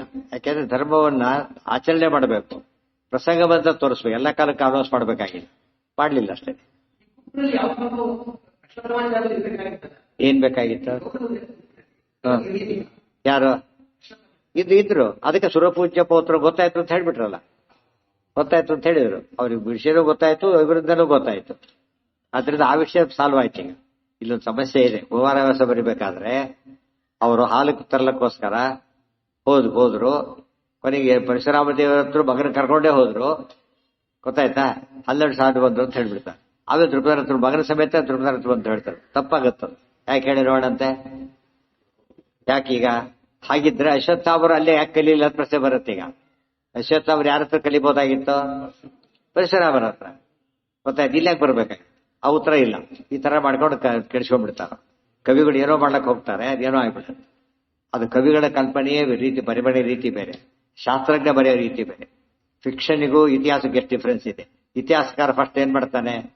ಎಲ್ಲ ಮೆಟೀರಿಯಲ್ ಕಲೆಕ್ಟ್ ಮಾಡ್ತಾನೆ, ಎವಿಡೆನ್ಸ್ ಕಲೆಕ್ಟ್ ಮಾಡ್ತಾನೆ, ಆಮೇಲೆ ಬರೀತಾನೆ. ಫಿಕ್ಷನ್ ಮಾಡೋರು ಏನಿದು ಯೋಚನೆ ಮಾಡ್ತಾ ಕಟ್ತಾ ಹೋಗ್ತಾರೆ, ತಲೆ ತೋಚಿದೆಲ್ಲ ಬರದಾಗಿಲ್ಲ. ಹಾಗಾಗತ್ತೆ. ಅವ್ರು ಮಹಾಭಾರತಾದಿಗಳನ್ನು ಬರಿಬೇಕಾದ್ರೆ ಅವರೊಂದು ದಿನಟ್ಕೋಬೇಕಾಗಿತ್ತು. ಏನು? ಒಂದು ಗುರಿ, ಇದ್ರ ಮೂಲಕ ಅಪಚಾರ ಆಗಬಾರದು ಅಂತ ಇರಬೇಕಾಗಿತ್ತು. ಅದಾಗ್ಲಿಲ್ಲ. ತಮ್ಗೆ ಗೊತ್ತಿದ್ದಷ್ಟು ಬೆರ್ಲಕ್ಕೆ ಹೊಟ್ಬಿಟ್ಟು ಅದರಲ್ಲಿ ಬದಲಾವಣೆ ಮಾಡ್ಕೊಂಡ್ಬಿಟ್ರು. ಮತ್ತೆ ಅದರಿಂದ ಅದೆಲ್ಲ ಡಿಸ್ಟಾರ್ಟ್ ಆಗ್ಬಿಟ್ಟು ಅವ್ರ ಮಹತ್ವ ಕೆಟ್ಟೋಯ್ತು. ಈ ಪ್ರಶ್ನೆ ಎಲ್ಲ ಹಾಕೊಳ್ಳೋಕೆ ಉತ್ತರ ಕೊಡಕ್ ಬರಲ್ಲ ಈಗ. ಯಾಕೆ? ಆಚಾರ ಬರವಣಿಗೆ ಏನಿದೆ ಅಂತ ಪ್ರತಿ ಪ್ರಶ್ನೆಗೂ ಏನಿದೆ ಅದರಲ್ಲಿ ಅನಾಲಿಸಿಸ್ ಇದೆ, ಉತ್ತರ ಇದೆ. ಒಳ್ಳೇದ್ ಮಾಡಿದ ಯಾತಕ್ಕೆ, ಕೆಟ್ಟದ್ ಮಾಡಿ ಅದಕ್ಕೆ ಉತ್ತರ ಕೊಡ್ತಾ ಹೋಗ್ತಾರೆ. ಅದು ಕವಿಗಳಿಗೆ ಯಾವ ಜವಾಬ್ದಾರಿಯೂ ಇಲ್ಲ. ಆದ್ರಿಂದ ಕವಿಗಳನ್ನ ಓದ್ಬೇಕು ಹೊರತು ಏನಂತ ಓದಬಾರ್ದು. ಅವ್ರನ್ನ ನಾವು ಶಾಸ್ತ್ರಜ್ಞರು ಅಂತ ಓದಬಾರ್ದು. ಶಾಸ್ತ್ರಜ್ಞರು ಅಂತ ಓದಕ್ ಹೊರಟ್ರೆ ಅದನ್ನ ತಪ್ಪೆಲ್ಲ ಹೇಳ್ಬೇಕಾಗತ್ತೆ. ಆಮೇಲೆ ತಪ್ಪಂದ್ರೆ ತಪ್ಪು ಅಂತ ಹೇಳ್ಬೇಕು. ಹಾಗೆ ಇವರು ಉಳಿದವರು ಶುದ್ಧ ಭಾಗವತ ರಥರಲ್ವೋ, ಇವರು ಶುದ್ಧ ಭಾಗವತರ ಬಂದು ಹೇಳಿಲ್ಲ ಇವರು. ಅದರಿಂದ ಅದ್ರ ಬಗ್ಗೆ ತಾರ ಸೀರಿಯಸ್ ತರ ಕೆಡ್ಸೊಳಕ್ ಹೋಗ್ಬಾರ್ದು. ನಮ್ಮವ್ರಿಗೆ ಏನ್ ಮಾಡ್ತಾರೆ, ಆತ ಮಾಧ್ವ ಅಂತ ಹಠ ಹಿಡಿದು ಪ್ರೂವ್ ಮಾಡ್ಬೇಕು ಅಂತ ಹೇಳ್ಬಿಟ್ಟು ಏನಾರು ಮಾಡಿ ಕೂಡ್ಸಕ್ ಟ್ರೈ ಮಾಡ್ತಾರೆ. ಆ ರೀತಿ ಟ್ರೈ ಮಾಡಬಾರ್ದು. ಯಾವಾಗ ತಪ್ಪು ಅಂತ ಗೊತ್ತಾಗತ್ತೋ ಉಳಿಸೋ ಪ್ರಯತ್ನ ಮಾಡೋದಲ್ಲ, ಅನ್ನೆಸರಿ ವೇಸ್ಟ್ ಎಫರ್ಟ್ಸ್. ಅದೊಂದು ಬ್ಯಾಡ್ ಪ್ರೆಸಿಡೆನ್ಸ್ ಕೂಡ ಆಗತ್ತೆ ಬಿಡದವ್ರಿಗೆ. ತಪ್ಪು ಅಂತ ಅವರು ಒಪ್ಕೊಂಡ್ಬಿಡ್ಬೇಕು, ಇವರು ಹೇಳ್ಬಿಡ್ಬೇಕು. ಅದೇ ಸರಿಯಾದ ಉದ್ಧತ್ಯ. ತುಂಬಾ ಜನಗಳು ಓದೇ ಇರೋದಿಲ್ಲ. ಸಂಸ್ಕೃತ ಅಂತಲ್ಲಂತೂ ಮಹಾಭಾರತ ಓದೋದೇ ಇಲ್ಲ. ಸೆಕೆಂಡ್ ಇಂತ ಅನುವಾದಗಳ ಮೇಲೆ ಡಿಪೆಂಡ್ ಆಗ್ತಾರೆ, ಅಂತ ಮೇಲೆ ಡಿಪೆಂಡ್ ಆಗ್ತಾರೆ. ಅದೇ ಒರಿಜಿನಲ್ ತಿಳ್ಕೊಂಡ್ಬಿಡ್ತಾರೆ, ಪ್ರಶ್ನೆಗಳಿಗೆ ಶುರು ಮಾಡ್ತಾರೆ. ಇವರು ಕೇಳೋರಿಗೆ ಇವರು ಓದಿ ಕೇಳ್ತಾರೆ ಅಂತ ಇವ್ರಿಗೆ ಗೊತ್ತಿಲ್ಲ. ಎಲ್ಲಿಂದ ಕೇಳ್ತಾರೆ ಇವ್ರಿಗೆ ಗೊತ್ತಿಲ್ಲ. ಯಾಕೆ ಮಹಾಭಾರತ ಓದೋ ಅಭ್ಯಾಸ ಇಲ್ಲ, ಅದು ಇವ್ರಿಗೂ ಗೊತ್ತಿಲ್ಲ. ಇವ್ರಿಗೂ ಕನ್ಫ್ಯೂಷನ್ ಕ್ರಿಯೇಟ್ ಆಗುತ್ತೆ, ಅವ್ರಿಗೂ ಆಗುತ್ತೆ. ಅವನೇನು ರೋಗ ಹಂಚಿದ ಹೋದಂತೆ ಏನಿಸ್ತಾ ಹೋಗ್ತಾರೆ, ಸಂಶಯ ಡಿಸ್ಟ್ರಿಬ್ಯೂಟ್ ಆಗ್ತಾ ಹೋಗುತ್ತಾಗೆ. ಅದಕ್ಕೆಲ್ಲ ಅವಕಾಶ ಕೊಡಬಾರ್ದು. ಇವ್ರು ಒಪ್ಕೊಳ್ಳೋದು ನಂಗೆ ಗೊತ್ತಿಲ್ಲ ಅಂತ ಹೇಳಕ್ ಇಷ್ಟಪಡೋದಿಲ್ಲ. ಯಾಕೆ? ಪಂಡಿತಾಂಶಗಳು ಗೊತ್ತಿಲ್ಲ ಅಂದ್ರೆ ಮರ್ಯಾದೆ ಹೋಗುತ್ತೆ, ಆಮೇಲೆ ಮರ್ಯಾದೆ ಹೋಗುತ್ತೆ ಅಂತ ಗೊತ್ತಿಲ್ಲ. ಈಗ ಕಳ್ಕೋಬೇಕು, ಆಮೇಲೆ ಕಳ್ಕೊಳ್ಳೋದು ಅಷ್ಟೇ. ಮಾಡಬಾರ್ದು. ಈಗ ನೋಡಿ ಹೇಳ್ತೀನಿ, ಸವಾಲದು ಆಯ್ತು, ಒಂದು ನಿಮಿಷ ನೋಡ್ತೀನಿ, ನೋಡ್ಬಿಟ್ರೆ ಉತ್ತರ ಸಿಕ್ಬಿಡತ್ತೆ. ನೋಡೋದಿಲ್ಲ. ಆಚಾರ ಕೊಟ್ಟಿದ್ವಿ. ಈಗ ನಾವು ಡಿಕ್ಷನರಿ ಮೇಲೆ ಇಟ್ಕೊಂಡಿರ್ತಾನೆ, ಹೌದಲ್ಲ? ಈ ಡಿಕ್ಷನರಿ ಬೇರೆ ಯಾರಿಗೂ ಗೊತ್ತಿಲ್ಲ, ಆಚಾರ ಕೊಟ್ಟಿರೋದು. ಮಾತುರ ಮನೆಯಲ್ಲಿ ಇರ್ಬೇಕಾದ್ರೆ ತಕ್ಷಣ ರೆಫರ್ ಮಾಡ್ಬೇಕಾದ್ರೆ ಗೊತ್ತಿರಬೇಕು. ನಂಬರ್ 1 ಗೊತ್ತಿಲ್ಲ ಅಲ್ಲಿ ನೋಡಿ ಯಾರು ಹೇಳ್ಬೋದಲ್ಲ. ಕೊನೆ ಪಕ್ಷ ಆ ಪ್ರಯತ್ನ ಮಾಡ್ತಾನೆ, ಹೊಸ ಕಲ್ಪನೆ ಮಾಡಿ ಇನ್ನೊಂದು ಕಲ್ಪನೆ ಮಾಡಿ ಕೆಟ್ಟ ಹೋಗಿ ಕೊನೆಗೆ ಒಂದು ಗ್ರೂಪ್ ಶುರುವಾಗುತ್ತೆ. ಅದರಿಂದ ನಮ್ಮವ್ರು ಏನ್ ಮಾಡಿ ಬಿಟ್ಕೊಡ್ಬಾರ್ದು ಅವ್ರು ಅಂತ ಹೇಳ್ಬಿಟ್ಟು ಇಲ್ಲದ ಎವಿಡೆನ್ಸ್ ಕ್ರಿಯೇಟ್ ಮಾಡೋದು, ಅದಕ್ಕೆ ತಕ್ಕಂತೆ ವಾಕ್ಯ ಹುಡುಕೋದು, ಇಲ್ಲ ತಾವೇ ಸೇರಿಸ್ಬಿಡೋದು ಒಂದು ವಾಕ್ಯನ ಕ್ವಚಿತ್ ಅಂತ ಪ್ರಕ್ಷಿಪಂತಿ ಶುರುವಾಗುತ್ತೆ. ಇದೆಲ್ಲ ಅನ್ಯಾಯಗಳ ಅತಿರೇಕ. ಇದು ಯಾವ ಪೀರಿಯಡ್ ಅಲ್ಲಿ ಆಗಬಾರ್ದು. ಇದೆಲ್ಲ ಕೂಡ ಜ್ಞಾನದ ಪೀರಿಯಡ್ ಅತ್ಯಂತ ಪವಿತ್ರ. ಅದಕ್ಕೆ ಅಪಚಾರ ಮಾಡಿಬಿಟ್ರೆ ಇಡೀ ವಿದ್ಯೆಗೆ ಮಾಡಿದ ಅನ್ಯಾಯ ಆಗುತ್ತೆ. ಇದೆಲ್ಲ ಕರಪ್ಷನ್ ಆದ್ರೂ ಕೆಟ್ಟದೆ. ಆದ್ರೆ ಎಜುಕೇಶನ್ ಡಿಪಾರ್ಟ್ಮೆಂಟ್ ಕರಪ್ಷನ್ ಆದ್ರೆ ಏನಾಗುತ್ತೆ? ಅದು ಉಳಿದವ್ರು ಹೇಳಕ್ ಶುರು ಮಾಡ್ತಾರೆ, ಓದು ಬೆಳೀತಾ ಹೋಗ್ಬಿಡುತ್ತದು. ಎಲ್ಲೋ ಚೆಲ್ಲೋಯ್ತು, ಮಣ್ಣಲ್ಲಿ ಚೆಲ್ದ, ಬೆಳೆ ಶುರುವಾಯ್ತು ಬೆಲ್ಲಕ್ಕೆ. ಗೊತ್ತಾಯ್ತು? ಈಗ ಕಾಳು ಮುಳ್ಳಿನ ಗಿಡ ಇಲ್ಲೇ ಚೆಲ್ಲಿದ್ರೆ ಒಬ್ಬರು ಚುಚ್ಚಿಬಿಡುತ್ತೆ ಅಷ್ಟೇ, ಇಬ್ರು ಚುಚ್ಚಬಹುದು. ಅಲ್ಲಿ ಚುಚ್ಚೋ ಗಿಡನೇ ಶುರುವಾಯ್ತು. ಆಮೇಲೆ ಆ ತರ ಆಗಬಾರ್ದು. ಇವತ್ತು ಜ್ಞಾನದ ಬಗ್ಗೆ ಒಂದು ಒತ್ತು ಕೊಡೋದ ಪದ್ಧತಿ, ಜ್ಞಾನ ಕಾರ್ಯಕ್ಕೆ ಮಹತ್ವ ಕೊಟ್ಟಿದ್ದೇ ನಮ್ಮಲ್ಲಿ ಬಂದಿಲ್ಲ. ಫಸ್ಟ್ ನಾವು ಕೊಡಬೇಕಾಗಿತ್ತು, ಬಾಯಲ್ಲಿ ಹೇಳ್ತಾರೆ, ಪೂರ್ತಿ ಕೊಡೋದು ಕಡಿಮೆನೆ, ಮತ್ತು ಪೂರ್ತಿ ಬಿಟ್ಟಿಲ್ಲ ಅಂಬೋದು ಬಹಳ ಸಂತೋಷ. ಆದ್ರೆ ಇನ್ನೊಂದು ಹೇಳ್ಬೇಕಾದ್ರಲ್ಲಿ ಜ್ಞಾನ ಕಾರ್ಯ ಮಾಡೋದು ಅಷ್ಟೇ ಹೇಳಬಾರದು, ಸರಿಯಾಗಿ ಮಾಡು ಅಂತ ಹೇಳ್ಬೇಕು. ಇವತ್ತು ಗೊತ್ತಾಯ್ತಾ? ಜ್ಞಾನ ಕಾರ್ಯ ಇಂಪಾರ್ಟೆಂಟ್ ಆದ್ರಿಂದ, ಅದು ಅತ್ಯಂತ ಅಮೂಲ್ಯವಾದ್ರಿಂದ ಅದು ಮಾಡಿ ಸರಿಯಾಗಿ ಮಾಡಿ, ಸರಿಯಾಗಿ ಮಾಡಿ ಎಂಬುದು ಮಿಸ್ ಆಯ್ತು ಇತ್ತೀಚೆಗೆ. ಅದರಿಂದ ತೋಚಿದ್ ಮಾಡಿ ಅಂತ ಸ್ಥಿತಿ ಬಂದ್ಬಿಟ್ಟು ಏನೋ ಒಂದು ಜ್ಞಾನ ಕಾರ್ಯ ಆಯ್ತಲ್ಲ ಅಂತ ಹೇಳಿ ಅನಿಸ್ಬಾ. ಜ್ಞಾನ ಕಾರ್ಯ ಕ್ವಾಂಟಿಟೇಟಿವ್ ಕ್ವಾಲಿಟೇಟಿವ್ ಇಂಪಾರ್ಟೆನ್ಸ್ ಅನ್ನ ಮೇಂಟೈನ್ ಮಾಡೋದು, ಅದು ಹೆಚ್ಚು ಗಮನ ಕೊಡಬೇಕಾದ್ದು ಮೊದಲು, ಮತ್ತೆ ಕರೆಕ್ಟ್ ಆಗಿ ನೋಡ್ಕೋವಾಗ ಎರಡನೇದು. ಎರಡೂ ಮಾಡಿದ್ರೆ ಜ್ಞಾನ ಕಾರ್ಯದ ಮಹತ್ವ ಇರುತ್ತೆ. ಇಲ್ಲದ ಹೋದ್ರೆ ಅದು ಹೇಳಿದ ರಿಪೇರಿ ಮಾಡದೇ ಇದ್ದ ಲೈಟ್ ಇರಲಿಲ್ಲ ಅಷ್ಟೇ, ಅದು ಎಲ್ಲ ಶಾರ್ಟ್ ಸರ್ಕ್ಯೂಟ್ ಮಾಡಿದ್ರೆ ಢಮ ಅಂದ್ರೈತೆ. ಆ ತರ ಅವಕಾಶ ಕೊಡಬಾರ್ದು. ಇವತ್ತು ಅದನ್ನ ಒತ್ತಿ ಹೇಳಬೇಕು. ಅದನ್ನ ಕೇಳೋದಕ್ಕೆ ಯಾರು ತಯಾರಿ, ಅವ್ರು ಯಾರು ಹೇಳ್ಬೇಕಂತ ಹೇಳಿದ ಗುರುಗಳೇ ಹೇಳ್ಬೇಕ. ಅವಾಗ ಹೆಚ್ಚು ಇಂಪ್ಯಾಕ್ಟ್ ಇರುತ್ತದೆ. ಅದು ಓದ್ತಿದ್ದಾಗ ಅದು ಎಂದು ಕೂಡ ಹೇಳಿದಾರ ಅವರು. ಏನಂತ ಹೇಳಿದ್ರು, ಸ್ವಾಧ್ಯಾಯ ಪ್ರವಚನಾಭ್ಯಾಮ್ ಪ್ರಬಂಧಿತವ್ಯ. ಪ್ರತಿನಿತ್ಯ ಓದು, ಪ್ರತಿನಿತ್ಯ ಹೇಳು, ಓದಿ ಹೇಳು. ಮೊದಲು ಸ್ವಾಧ್ಯಾಯ, ಆಮೇಲೆ ಪ್ರವಚನ. ಮೊದಲಲ್ಲ ಓದ್ಬಿಟ್ಟು ಪ್ರವಚನ ಮಾಡಾಗಲ್ಲ. ಏನ್ ಮಾಡ್ಬೇಕದನ್ನ ತಾನು ಓದಿ ಪ್ರವಚನ ಮಾಡಬೇಕು ಹೊರತು ಪ್ರವಚನ ಮಾಡಿ ಓದೋದಲ್ಲ. ಆಮೇಲೆ ಪ್ರವಚನ ಮಾಡಿದ ತಪ್ಪು ಮಾಡ್ದ, ಓದ್ಲಕ್ಕೆ ಹೋದ ತಪ್ಪಿತ್ತು, ಇಲ್ಲಿ ತಿದ್ಲಕ್ಕೆ ಶುರು ಮಾಡಿದ ಅಡ್ಜಸ್ಟ್ ಮಾಡ್ಲಿಕ್ಕೋಸ್ಕರ. ಯಾರೋ ಒಬ್ರು ಬಂದಿದ್ರು ಬಹಳ ಹಿಂದೆ, ದುರ್ಗದಲ್ಲಿದ್ದಾಗ, ಯಾರು ತಪ್ಪು ಬರೆದಾರ ಒಂದು ವಿಷಯನ. ಅವ್ರು ತಪ್ಪು ಅಂತ ಆಮೇಲೆ ಗೊತ್ತಾಗಿದೆ, ಬೇರೆ ಕಡೆಯಿಂದ ಗೊತ್ತಾಯ್ತು. ಆಮೇಲೆ ಬಂದ್ರು, ಎಲ್ಲೂ ಇಲ್ಲ ಅಂತ ಹೇಳಿದ್ರು. ಏನಾರು ಮಾಡಿ ಇರೋ ಮಾಡ್ಬೇಕಲ್ಲ, ಮಾಡ್ಬೇಕಲ್ಲ ಅಂತ ಹೇಳಿ, ಎಲ್ಲ ಮಾಡ್ಲಕ್ಕೆ ಹೋಗ್ಬೇಡಿ, ತಪ್ಪು ಒಪ್ಕೋಬೇಡಿ ಸಾಕು ಅಂತ ಹೇಳಿದ್ರು. ನೀವೇ ದೊಡ್ಡ ಸರ್ವಜ್ಞರಲ್ಲ ಏನಲ್ಲ, ನನ್ನಿಂದ ತಪ್ಪಾಗಿದೆ, ದೊಡ್ಡ ವಿಚಾರ ಅಲ್ಲ. ಅದರಿಂದ ಗ್ರೇಟ್ ಆಗಿ ದೊಡ್ಡವರಾಗ್ತೀರಿ ನೀವು ಅಂದ್ರೆ ಕೇಳಲಿಲ್ಲ. ಇನ್ನು ಹುಡುಕ್ತಾರೆ ಅಂತ ಪರಿಹಾರ ಮಾಡಿದ್ರೆ ಗೊತ್ತಾಗ್ಲಿಲ್ಲ, ಮತ್ತೆ ಹುಡುಕ್ತೀರಿ ಅಂತವ್ರು. ತಾನು ಈಗ ಗೊತ್ತಾಗಿದೆ ತಪ್ಪು ಅಂತ ಹೇಳ್ಬಿಟ್ಟು ಮುಗಿತಲ್ಲಿಗೆ. ಅದು ಮತ್ತೆ ಶಾಸ್ತ್ರದಲ್ಲಿ ಏನು ಅರ್ಥ ಇಲ್ಲ. ಅದು ವಿದ್ಯೆ ಮಾಡೋ ಅಪಚಾರ. ಅದು ವಿದ್ಯೆ ದೊಡ್ಡದಾದ್ರಿಂದಾನೇ ಏನ್ ಮಾಡಬಾರದು, ಅಪಚಾರ ಮಾಡೋದು. ಪ್ರಶಸ್ಸನ್ನ ಮಾತಿನ ಎಲ್ಲ ಸೇರ್ಕೊಂಡ್ಬಿಡುತ್ತೆ. ನಹಿ ಜ್ಞಾನೇನ ಸದೃಶ ಪವಿತ್ರ ವಿದ್ಯೆ ಹೇಳಿದ ಮೇಲೆ ಮಡಿ ಬಟ್ಟೆ ಅಂತ ಹೇಳ್ಬಿಡ್ತಾರೆ. ಅಷ್ಟೇ ಅರ್ಥ, ಮೈಲಿಯವ್ರು ಮುಟ್ಟಬಾರದು. Simple answer. ಇದ ಮಡಿ ಬಟ್ಟಿದ ಅಂತ ಬಿಟ್ಟು ತೋರಿಸಿ ಏನ್ ಮಾಡ್ಬೇಕಾಗ, ಇದೇ ನೀವು ಹೇಳಿದ್ದು ಕೇಳ್ಬಿಟ್ರೆ ಕಥೆ ಮುಗಿತಾರೆ. ಹಾಗೆ ಆಗಿರೋ ಎಂದು ಆ ಕೆಲಸ ಮಾಡಬಾರದು. ಅದರಿಂದಾಗಿ ಅನ್ಯಾಯ ಆಗುತ್ತೆ. ಅದೇ ನಿಜವಾಗ್ಲೂ ಈ ಪ್ರಯತ್ನ ಪಡ್ಬೇಕದು, ಭಾರಿ ಪ್ರಯತ್ನ. ಕಲಿಯುಗ ಕೆಡ್ಲಕ್ಕೆ ಹೋಗ್ತಾರೆ, ಡೌನ್ವರ್ಡ್ಸೇ ಹೋಗ್ತಾ ಇರೋದು. ನಮ್ ಕೈಲಾದಷ್ಟು ಏನ್ ಮಾಡ್ಬೇಕು, ಅದರಲ್ಲಿ ಪೂರ್ಣ ಮಾಡೋದು ಆಚಾರ ಬೇರೆಯವ್ರಿಗೆ ಸಾಧ್ಯ ಇಲ್ಲ. ಕೈಲಾದಷ್ಟು ಪ್ರಯತ್ನ ಪಡೋದು. ಇವತ್ತು ಎಷ್ಟು ತಪ್ಪು ಬರೀತಾರೆ ನಿಮಗೆ ಹೇಳಕ್ ಸಾಧ್ಯನೇ ಇಲ್ಲ. ಬೇರೆಯವ್ರ ತಪ್ಪು ಅಂತ ನಾವು ಹೇಳಕ್ ಬರೋದೇ. ಇವರು ಅಷ್ಟು ತಪ್ಪು ಬರೆದಾಗ ಅವ್ರು ನೀವೇನ್ ಮಹಾ ಕಡಿಮೆ ಬರೋದ್ರೆ ಬಜಿತಾ ಬಿಡತ್ತ. ಪ್ರಿಂಟ್ ಮಿಸ್ಟೇಕ್ಸ್ ಅವೆಲ್ಲ ಯಾರು ಏನ್ ಮಾಡಕ್ ಬಿಡ್ಸಕ್ ಸಾಧ್ಯ ಇಲ್ಲ. ಯಾಕಂದ್ರೆ ಇವರೇ ಟೈಪ್ ಮಾಡೋದು ಸಾಧ್ಯ, ಮಾಡಿದ್ರು ತಪ್ಪಾಗುತ್ತೆ. ಪ್ರಿಂಟ್ ಮಿಸ್ಟೇಕ್ ಅಂದ್ರೆ ಅದು ಮನೆ ಸೇರಿಸ್ಬಿಡೋದು. ಪ್ರಮಾದಾತ್ ಕ್ವಚಿತ ಅನ್ಯಥ, ಪ್ರಮಾದದಿಂದ ತಪ್ಪಾಗ್ಬೋದು ಅಂತ ಹೇಳಿದ್ದಾರೆ. ಆದ್ರೆ ಪ್ರಮಾದ ಒಪ್ಕೋಬೇಕು, ನಾವು ಏನು ಮಾಡ್ಲಕ್ ಬರೋದಿಲ್ಲ. ಆದ್ರೆ ಇದು ಮೇಜರ್ ಮಿಸ್ಟೇಕ್ಸ್ ಆದಾಗ ಅದು ಫುಲ್ ಗಮನ ಕೊಡಬೇಕು. ಬರೀ ಎರಾಟ ಕೊಟ್ಟರು ಸಾಲದು, ತಪ್ಪು ಅಂತ ಡಿಕ್ಲೇರ್ ಮಾಡಬೇಕು. ಆಗ ಭಾರಿ ಮಹತ್ವ ಬರುತ್ತೆ. ಅದಕ್ಕೆ ಜ್ಞಾನಿಗಳು ಪುಸ್ತಕ ಬರೀಬೇಕಾದ್ರೆ ಹಾಗೆ ಬರೆಯೋದು. ಕೆಲವು ವಿಷಯ ನಿಮಗೆ ಗೊತ್ತಿಲ್ಲ ಅಂತಾನೆ ಬರೆದ್ಬಿಡ್ತಾರೆ. ನಿಮಗೆ ಗೊತ್ತಿಲ್ಲ ಅಂತಂದ್ರೆ ಬರೋದಿಲ್ಲ. ದೊಡ್ಡ ದೊಡ್ಡ ಟಿಪ್ಪಣಿಕಾರರಿಗೆ ಮಾತು ಬರೀತಾರೆ. ಈ ವಿಷಯ ನಮಗೆ ಗೊತ್ತಿಲ್ಲ ಅಂತ ಬರೋದಿಲ್ಲ ಅಷ್ಟೇ. ಕೆಲವನ್ನ ದೊಡ್ಡವ್ರನ್ನ ಕೇಳಬೇಕು ಅಂತ ಬರೀತಾರೆ. ಅಷ್ಟು ಮಹಾಂತರ ಸ್ಪಷ್ಟವ್ಯ ಅಂತ ಬರ್ಬಿಡ್ತಾರೆ. ಇದು ನಮಗೆ ಗೊತ್ತಿಲ್ಲ, ದೊಡ್ಡವ್ರನ್ನ ಕೇಳಬೇಕಂತೆ. ಅವಾಗ ಏನಾಗತ್ತೆ, ಅವ್ರ ಗೌರವ ಜಾಸ್ತಿ ಆಗತ್ತೆ. ಯಾತಕ್ಕೆ, ಏನೋ ಬರೋದು ಹೋಗ್ಲಿಲ್ಲ ಅವ್ರ ಪಾಪ, ಏನೋ ಬರೋದು ಹೋಗ್ಲಿಲ್ಲ ಅಂತ ಹೇಳ್ಬಿಟ್ಟು. ಅದ್ರ ಬಿಟ್ಟು ನನಗೆ ಗೊತ್ತಿಲ್ಲ ಅಂತ ಜನ ತಿಳ್ಕೋಬಾರ್ದು ಅಂತ ಹೇಳಿ ಇಂತ ಹೇಳ್ಬಿಟ್ಟು ನಿಜವಾಗ್ಲೂ ಗೊತ್ತಿಲ್ಲ ಅಂತ ಆಮೇಲೆ ಪ್ರೂವ್ ಮಾಡ್ದಾಗತ್ತೆ ಅಷ್ಟೇ. ಮೋಸ ಮಾಡಿದ್ರು ಅಂತ ಆಗತ್ತೆ. ಎಂತ ಮಾಡಬಾರ್ದು. ಹೌದೌದು. ಅಲ್ಲ, ಗ್ರಂಥಕಾರರೆಲ್ಲ ಹಾಗೇನೆ, ನಮ್ಮ ಗ್ರಂಥಕಾರರೆಲ್ಲ ಹಾಗೆ ಇದ್ದಾರೆ. ವಿಶೇಷ ಕೆಲವರು ರಾಯರಂತವ್ರು ಭಾರಿ ವಿಶೇಷ. ಜಯತೀರ್ಥರು ಹಾಗೇನೆ ಅದನ್ನ ಹೇಳ್ತಾರೆ, ಸೂಕ್ಷ್ಮಾಣಿ ಉತ್ಪರೀಕ್ಷಿತು ವಯಂ ನ ಪ್ರಭವಾಮಹ. ಇದು ಹೇಳೋದಕ್ಕೆ ನಮ್ಮ ಸಾಮರ್ಥ್ಯ ಇಲ್ಲ ಅಂತ ಬರೆದ್ಬಿಡ್ತಾರೆ ಒಂದ್ ಕಡೆಗೆ. ತುಂಬಾ ಇಂಪಾರ್ಟೆಂಟ್. ಅದನ್ನ ನಾವು ಪಾಠ ಆಗ್ಬೇಕು. ಅವರೇ ಹಾಗೆ ಹೇಳಿದ್ಮೇಲೆ ನಾವೇನ್ ಮಾಡ್ಬೇಕಾಗ ಒಪ್ಕೋಬೇಕಂತ.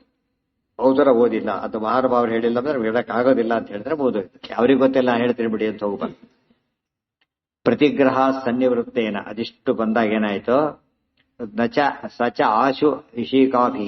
ಆಶು ನೋಡಿ, ಅಸ್ತ್ರವಿ ಎಲ್ಲಿ ಕೆಲಸ ಮಾಡಿದ್ರು, ಆಶು ಅಂದ್ರೆ ಬೇಗ ಮಾಡಿದ್ರು, ಪರ್ಫೆಕ್ಟ್ ಆಗಿ ಮಾಡಿದ್ರು. ಅಂದ್ರೆ ಉದಾಹರಣೆ ನಾವೇ ನೋಡಿ, ಈಗ ಅಲ್ಲಿಗೆ ನಾವು ಹೋಗಿ ತರಬೇಕು, ಎಷ್ಟೊತ್ತಾಗತ್ತೆ. ಇಲ್ಲಿಂದ ಹೊಡೆದ ಎಷ್ಟು ಫಾಸ್ಟ್ ಆಗಿ ಹೋಗುತ್ತದ ಗೊತ್ತಾಯ್ತಾ.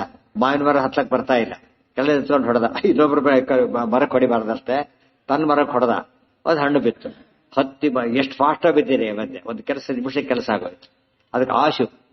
ಬಾವಿಲಿ ಇಳಿದು ಹತ್ತಿ ತರೋದು ಲೇಟ್ ಆಗುತ್ತೆ. ಭೀಮಸೇಂದ್ರ ಅದು ಲೇಟ್ ಆಗಲ್ಲ. ಯಾತಕ್ಕೆ, ಬಾಣಕ್ಕಿಂತ ಸ್ಪೀಡ್ ಅವರು, ಅಸ್ತ್ರಕ್ಕಿಂತ ಸ್ಪೀಡ್ ಅವರಿಗೆ ಅಪ್ಲಿಕಬಲ್ ಆಗಲ್ಲ. ಉಳಿದವರಿಗೆಲ್ಲ ಅದು ಲೇಟೆ. ಅವ್ರು ಬಿಟ್ಟುಬಿಟ್ರೆ ಹರಿವಾಗಿ ಬಿಟ್ರೆ ಫಾಸ್ಟ್ ಬಾಳ ಯಾರಿಗೂ ಬರೋದಿಲ್ಲ. ಅಸ್ತ್ರದಿಂದ ಬಾಳಕ್ ಬರುತ್ತೆ, ಗೊತ್ತಾಯ್ತು? ಅಸ್ತ್ರದಿಂದ ಬಾಳಕ್ ಬರುತ್ತೆ, ಅದಕ್ಕೆ ಮಾಡಕ್ ಬಿಟ್ರೆ ಸಚಾಸು ವಿಷೀಕಾಭಿ ಉತ್ತರೋತ್ತರಂ. ಉತ್ತರೋತ್ತರಂ ಅಂದ್ರೆ ಒಂದಾದ್ಮೇಲೆ ಒಂದು ಟಕ ಟಕ ಟಕ ಬಂತಿಸೋದು. ಹೀಗೆ ಹೋಗಿದ್ರಿ, ಹೀಗೆ ಅಟ್ಕೊಂಡು ಟಕ ಟಕ ಟಕ ಅಟ್ಕೊತ ಹೋಯ್ತು. ಕರೆಕ್ಟಾಗಿ ಅದೇನಾಯ್ತು, ಹಗ್ಗಾದಾಗ ಆಯ್ತು. ಹೇಳಿದ್ರು ಕೊಟ್ಟು. ಕದ್ದುಕಂ ಉದ್ಧತ್ಯ ಮುದ್ರೋದ್ಧರಣಾರ್ಥಿನ ಪುನರ್ಜಗಾದ. ರಾಜಮುದ್ರಿಕೆಯನ್ನ ಎತ್ಕೊಡಿ, ಬಹಳ ಮುಖ್ಯ ಅಂತ ಬೇಡಿಕೊಂಡಾಗ ಜಗಾದ ಹೇಳಿದ್ರು. ಭುಕ್ತಿರ್ ಮಮ ಕಲ್ಪ್ಯತಾಮಿತಿ, ನನಗೆ ಊಟದ ವ್ಯವಸ್ಥೆ ಮಾಡಿ ಅಂತ. ಅವಾಗ ಏನಾಯ್ತು ನೋಡಿ, ಯಥೇಷ್ಟ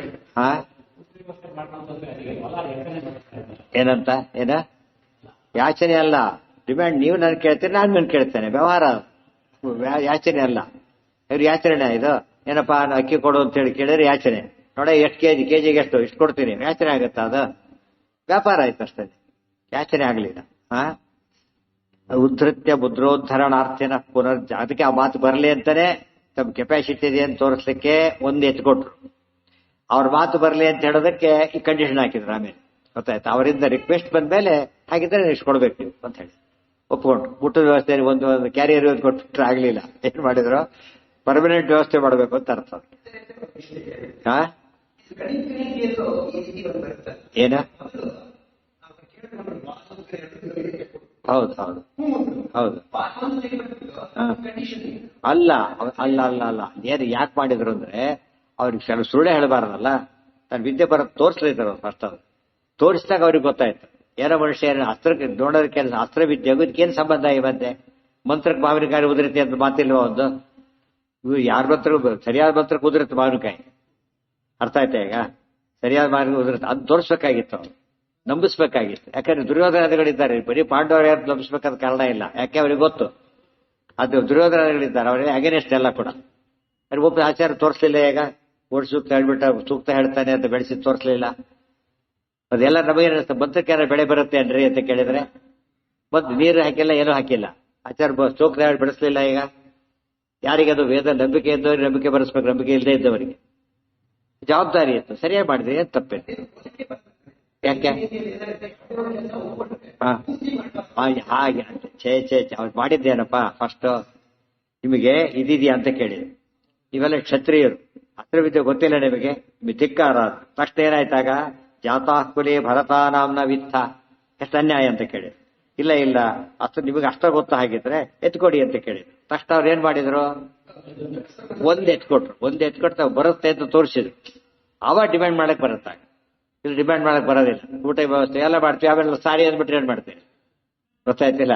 ಹಾಗಾಗಬಾರ್ದು. ಬರುತ್ತೆ ಅಂತ ತೋರಿಸಿದ್ರಿಂದ ಇವ್ರು ಕೇಳಬೇಕಾಗಿ ಮರಿಬಾರದಲ್ಲಿ. ಬರೀ ಪಾಂಡವರಿಲ್ಲ, ಕೌರವರು ಇದ್ದಾರೆ. ಅದು ಅರ್ಥ ಮಾಡ್ಕೊಂಡ್ರೆ ಸಾಲ್ವ್ ಆಗುತ್ತೆ. ಅವಾಗ ಯಾರೋ ಪ್ರವಚನ ಹೇಗೆ ಹೇಳ್ಬಿಟ್ರ ಅಂತ ಯಾರು ಕೇಳಿದಾಗ, ನೋಡಪ್ಪ ನೀನು ಒಬ್ಬನೇ ಕೂತಿದ್ಯಾ, ಅಲ್ಲಿ ಶಿಷ್ಯರು ಕೂತಿದ್ರ, ಅಷ್ಟು ಜನ ಕೂತಿದ್ದಾರೆ. ಅವಾಗ ಏನ್ ಹೇಳ್ಬಾರ್ದು, ಅವಾಗ ಮುಖ್ಯ ರಹಸ್ಯ ಹೇಳ್ಬಾರ್ದು. ತತ್ವವೇಶು ನಿಗೂಹಿತಂ ಹೇಳಿ, ನೀನು ಶಿಷ್ಯ ಬಂದಿದ್ದೀರಿ, ಉತ್ತರ ಹೇಳ್ತೀರಿ ಕೇಳಿ. ಸಾರ್ವಜನಿಕ ಹೇಳ್ಬೇಕಾದ್ರೆ ತಪ್ಪು ಹೇಳ್ಬಾರ್ದು, ರಹಸ್ಯವನ್ನು ಬಿಟ್ಕೊಡ್ಬಾರ್ದು. ಅರ್ಥ ಆಯ್ತಾ? ಈಗ ರಹಸ್ಯ ಬೇರೆ. ರಹಸ್ಯ ಯಾರಿಗೆ ಹೇಳ್ಬೇಕು, ಅಪೇಕ್ಷಿಸಿದವ್ರಿಗೆ ಮಾತ್ರ ಹೇಳು, ಎಲಿಜಿಬಿಲಿಟಿ ಇದ್ರೆ. ಇಲ್ಲದವ್ರಿಗೆ ಹೇಳ್ಬಾರ್ದು. ಡಾಕ್ಟರ್ ಆಪರೇಷನ್ ಹೇಗೆ ಮಾಡಿದ್ದೇವೆ ನಮ್ಗೆ ಹೇಳಕ್ ಬರ್ತಾರ? ಬರೋದಿಲ್ಲ. ಬೇಕಾದ್ರೆ ಮಾಡಿಸೋ ಸಾಕಾರ ಬಿಡು ಅಂತ ಹೇಳ್ತಾರೆ. ಇನ್ನೊಬ್ರು ಕೇಳ್ದ, ಆ ಫೀಲ್ಡರ್ ಇದ್ದವ್ರಿಗೆ ಕೇಳಿದ್ರೆ ಹೇಳ್ತಾರೆ, ಚಾಲೆಂಜ್ ಆಪರೇಷನ್ ಹೇಗೆ ಮಾಡಿದೆ ಅಂದ್ರೆ ಹೇಳ್ತಾರೆ. ಎಲ್ಲರಿಗೂ ಹೇಳೋದಕ್ಕೆ ಹೋಗೋದಿಲ್ಲ. ಅದು ಯಾರು ಹೇಳ್ತಾರೆ, ಯಾರಿಗೆ ಹೇಳ್ತಾರೆ, ಇದೆಲ್ಲದ್ರ ಮೇಲೆ ಉತ್ತರ ಡಿಪೆಂಡ್ ಆಗ್ತದೆ. ಅದು ಸರಿಯಾಗಿ ಮ್ಯಾನೇಜ್ ಮಾಡಿದ್ದಾರೆ, ಏನು ತಪ್ಪು ಮಾಡಿಲ್ಲ.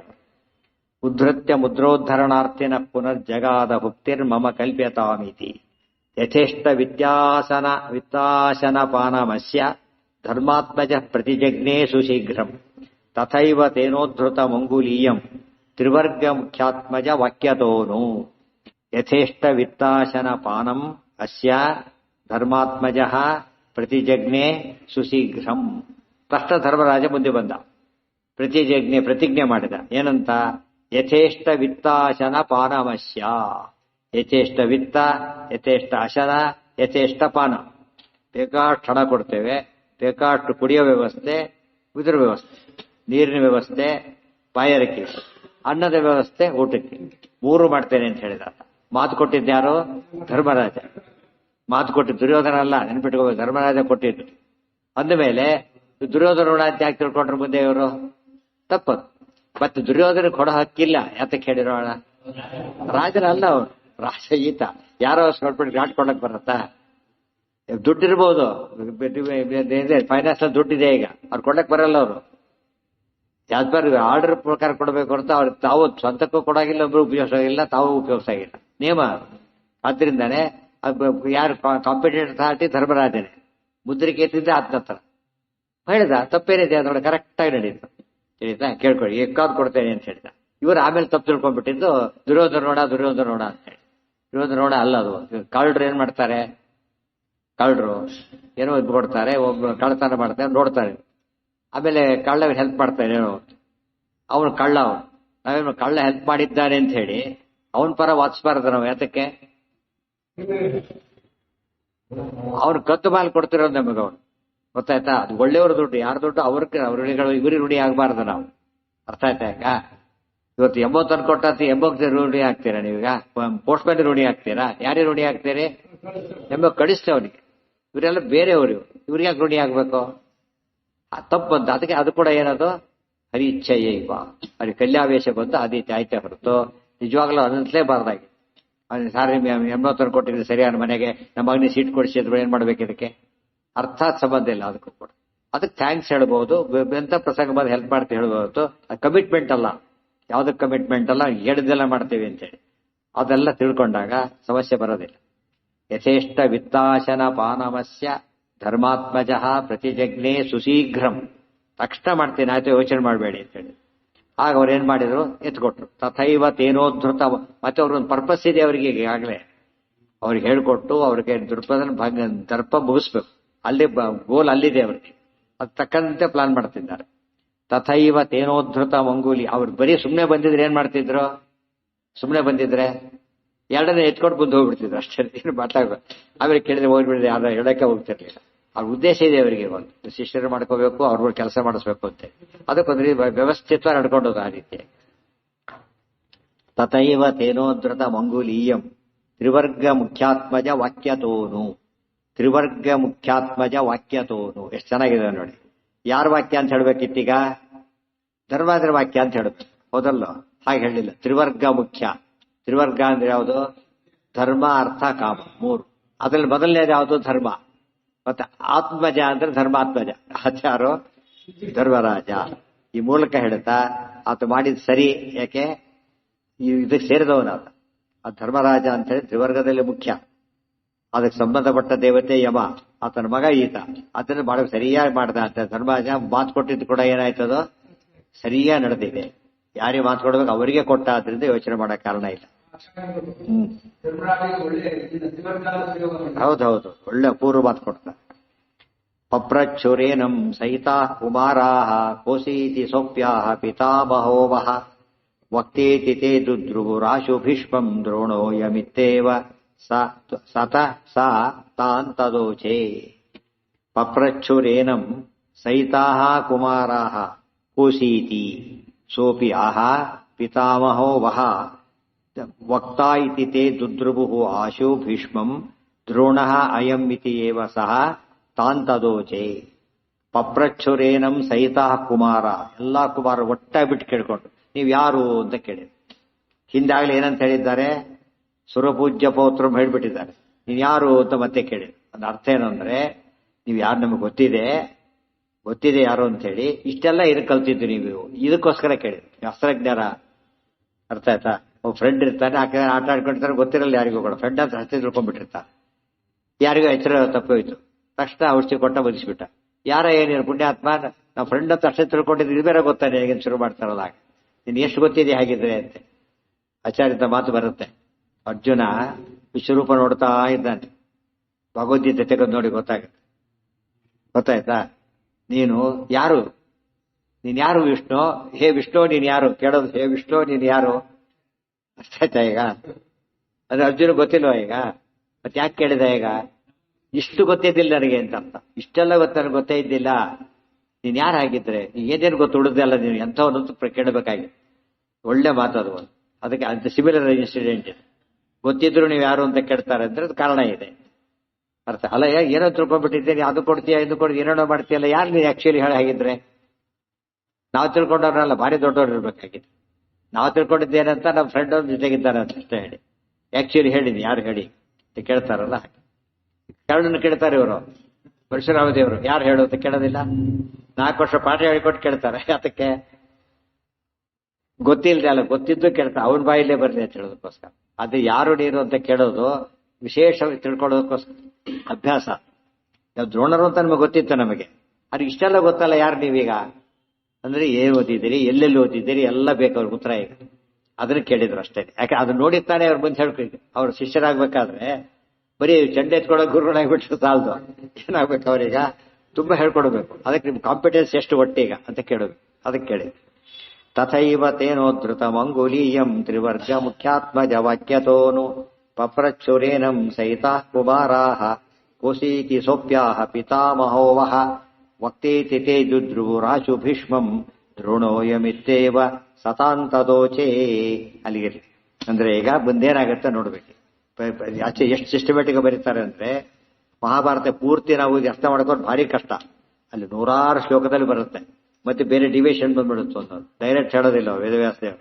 ಅದೇ ಎಲ್ಲ ಫುಲ್ ಕೊಡ್ತಾರೆ, ಯಾವ ಪಾಯಿಂಟು ಏನು ಮಿಸ್ ಆಗಿರೋದಿಲ್ಲ. ಜೊತೆಗೆ ಅನಾಲಿಸಿಸ್ ಇರುತ್ತೆ, ನಿರ್ಣಯ ಕೊಡೋದು ಎಲ್ಲ ಮಾಡ್ತಾರೆ.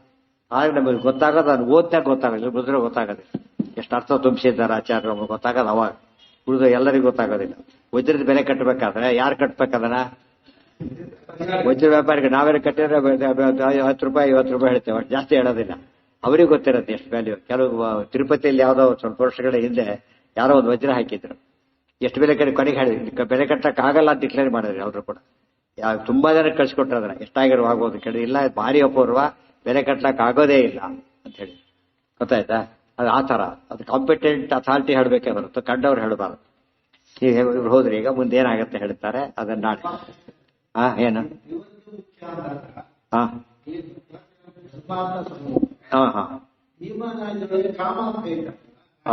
ಅಲ್ಲಿ ಆಕ್ಚುಲಿ ಅವ್ರ ಪ್ರಶ್ನೆ ಏನು ಗೊತ್ತಾ, ಸರಿ ಪ್ರಶ್ನೆ ಅದು. ಮುಂದೆ ಬರುತ್ತಾ ವಿಚಾರ, ಮುಂದೆ ಬಂದಾಗ ಏನಾಗತ್ತೆ, ಧರ್ಮ ಅರ್ಥ ಕಾಮ 3ರಲ್ಲಿ ಯಾವ್ದು ಶ್ರೇಷ್ಠ ಅಂತ ಧರ್ಮ ಅದು ಪ್ರಶ್ನೆ ಮಾಡ್ತಾರೆ. ಆಗ ಒಬ್ಬರು ಅಂತ ಹೇಳ್ತಾರೆ, ವಿದುರ ಧರ್ಮ ಅಂತ ಹೇಳ್ತಾರೆ. ಗೊತ್ತಾಯ್ತಾ? ಅರ್ಜುನ ಅರ್ಥ ಅಂತ, ನಕಲ ಸಹದೇವರು ಅದನ್ನೇ ಒಪ್ಕೊಂಡ್ಬಿಡ್ತಾರೆ. ಅರ್ಥ ಆದ್ರೆ ಸಂಪತ್ತು ಅಷ್ಟೇ. ಆಮೇಲೆ ಭೀಮಸೇನ ಹೇಳೋದು ಕಾಮ ಅಂತ ಹೇಳಿ. ಗೊತ್ತಾಯ್ತಾ? ಅದಕ್ಕೆ ವಿರುದ್ಧ ಆಗತ್ತಾ ಅಂತ ಇವ್ರ ಪ್ರಶ್ನೆ. ಅದಕ್ಕೆ ಉತ್ತರ ಇಷ್ಟೇ, ಭೀಮಸೇನ ಉತ್ತರದಲ್ಲಿ ಅದೇ ಸರಿ. ಉಳಿದವ್ರ ದೃಷ್ಟಿಯಲ್ಲಿ ಯಾವ ಶ್ರೇಷ್ಠ? ಧರ್ಮ ಶ್ರೇಷ್ಠ ಉಳಿದವ್ರ ದೃಷ್ಟಿಯಲ್ಲಿ. ಯಾಕೆ? ಅವ್ರಿಗೆ ಇದು ಆ ರೀತಿ ಅರ್ಥ ಮಾಡ್ಕೊಳ್ಳೋಕೆ ಸಾಧ್ಯ ಇಲ್ಲ ಅವ್ರ ಕೈಲಿ. ಇವರಿಗಿದು ಹೇಳ್ತಾರೆ, ನೀನು ಇಲ್ಲಿ ಹತ್ತೋಗು, ನೀನು ಆ ಕಡೆಯಿಂದ ಹೋಗಿರ್ತಾರೆ, ಅಷ್ಟಕ್ಕೆ ನೀನು ಹತ್ತಕ್ ಬರಲ್ಲ, ಇಲ್ಲಿ ಹತ್ಲಕ್ ಬರಲ್ಲ ನಿನಗೆ, ಆ ಕಡೆಯಿಂದ ಹೋಗಿ ಅಂತ ಹೇಳ್ತಾರಲ್ಲ ಹಾಗೆ. ಗೊತ್ತಾಯ್ತಾ? ನಿಮ್ದು ವೆಹಿಕಲ್ ಎಂಥದ್ದು, ಜೀಪ್ ಆದ್ರೆ ಇಲ್ಲೇ ಹೋಗಿ ಪರವಾಗಿಲ್ಲ ಅಂತ, ಇದಾದ್ರೆ ಹೋಗ್ಬೇಡಿ ಪಾರ್ಕ, ಆ ವೆಹಿಕಲ್ ಹಾಳಾಗಿ ಹೋಗುತ್ತೆ ಅಂತ. ಅರ್ಥ ಆಯ್ತಾ ಇಲ್ಲ? ಸೊ ಭೀಮಸೇನ ಕ್ಯಾಲಿಬರ್ಗೆ ಪ್ರಕಾರ ಕರೆಕ್ಟ್ ಆನ್ಸರ್ ಏನದು? ಕಾಮನೇ ಶ್ರೇಷ್ಠ. ಧರ್ಮ ಕೂಡ ಧರ್ಮ ಆಗೋದು ಯಾವಾಗ? ಧರ್ಮದ ಬಗ್ಗೆ ಕಾಮ ಬಂದಾಗ. ಕಾಮ ಅಂದ್ರೆ ಬೈಕೆ ಅಂತ ಅರ್ಥ ಆಯ್ತು. ಬೈಕೆ ಇವತ್ತು ಹೇಳಿದ್ನಲ್ಲ, CET ಫಸ್ಟ್ ರ್ಯಾಂಕ್ ಅವರು ಯಾವ್ದ್ರಲ್ಲಿ ಬೇಕಾದ್ರೆ ಸಿಗುತ್ತೆ, ಎನಿ ಕೋರ್ಸ್ ಅದಕ್ಕೆ ಕನ್ಸರ್ಟ್ ಆಗಿದೆ, ಯಾವ್ದು ಬೇಕಾದ್ರೆ ಸಿಗುತ್ತೆ. ಯಾವ್ದೋ ಒಂದು ಆರಿಸ್ಕೊತಾರ. ಯಾಕೆ ಅದೇ ಇನ್ನೂ ಆಕ್ಚುಲಿ ಅದಕ್ಕಿಂತ ದೊಡ್ಡ ಕೋರ್ಸ್ ಇನ್ನೊಂದಿದೆ, ಅವ್ನಿಗೆ ಬೇಡ, ಇದು ನನಗೆ ಬೇಡ, ನಂಗೆ ಇದೇ ನಂಗೆ ಸಾಕು ಅಂತ ಹೇಳಿ ಅವನ ಇಚ್ಛೆ. ಅದು ಇಚ್ಛೆನೇ ಇಲ್ಲ ಅಂತ ಹೇಳಿದಾಗ ಪ್ರಯೋಜನಕ್ಕೆ ಬರೋದಿಲ್ಲ. ಅದಕ್ಕೆ ಯಾವ್ದು ದೊಡ್ಡದಾಯ್ತು ಈಗ? ಕಾಮನೇ ದೊಡ್ಡದಾಯ್ತು. ಕಾಮ ಅಂದ್ರೆ ಇಚ್ಛೆ ದೊಡ್ಡದಾಯ್ತು. ಅದು ಭೀಮಸೇನೇ ಆಸ್ಪೆಕ್ಟ್ ಹೇಳಿದ್ದು. ಸರಿಯಾಗಿ ಅರ್ಥ ಮಾಡ್ಕೊಂಡ್ರೆ ಅದೇ ಉತ್ತರ. ಆದ್ರೆ ಅಪೇರೆಂಟ್ ಸ್ಟೇಜ್ ಅಲ್ಲಿ ಯಾವ್ದು ಉತ್ತರ ಕೊಡ್ಬೇಕು? ಪುಣ್ಯಕ್ಕೆ ಏನ್ ಕೊಡ್ಲಿಲ್ಲ, ಅರ್ಥ. ಇವತ್ತು ಯಾರು ಕೇಳಿದ್ರೆ ಅರ್ಥ ಹೇಳ್ಬಿಡ್ತಾರೆ ಅಷ್ಟೇ. ಯಾವ್ದು ದೊಡ್ಡದ ಅರ್ಥ. ಮಾನಿಟರಿ ಬೆನಿಫಿಟ್ ಇಲ್ಲದೆ ಹೋದ್ರೆ ಅದು ವೇಸ್ಟ್ ಅಂತ. ಅದಾಗಬಾರ್ದು, ಎಂದೂ ಆಗಬಾರ್ದು. ಅಂತ ಇಚ್ಛೆ ಇಲ್ಲದೆ ಹೋದ್ರೆ ಯಾವ ಕೆಲಸನೂ ಆಗೋದಿಲ್ಲ. ಆದ್ರಿಂದ ಅದು ಹೋಯ್ತದೆ. ಆ ಕಾರ್ಯದವಾದಕ್ಕೂ ಉತ್ತರ ಆ ಲೆಕ್ಕದಲ್ಲಿ.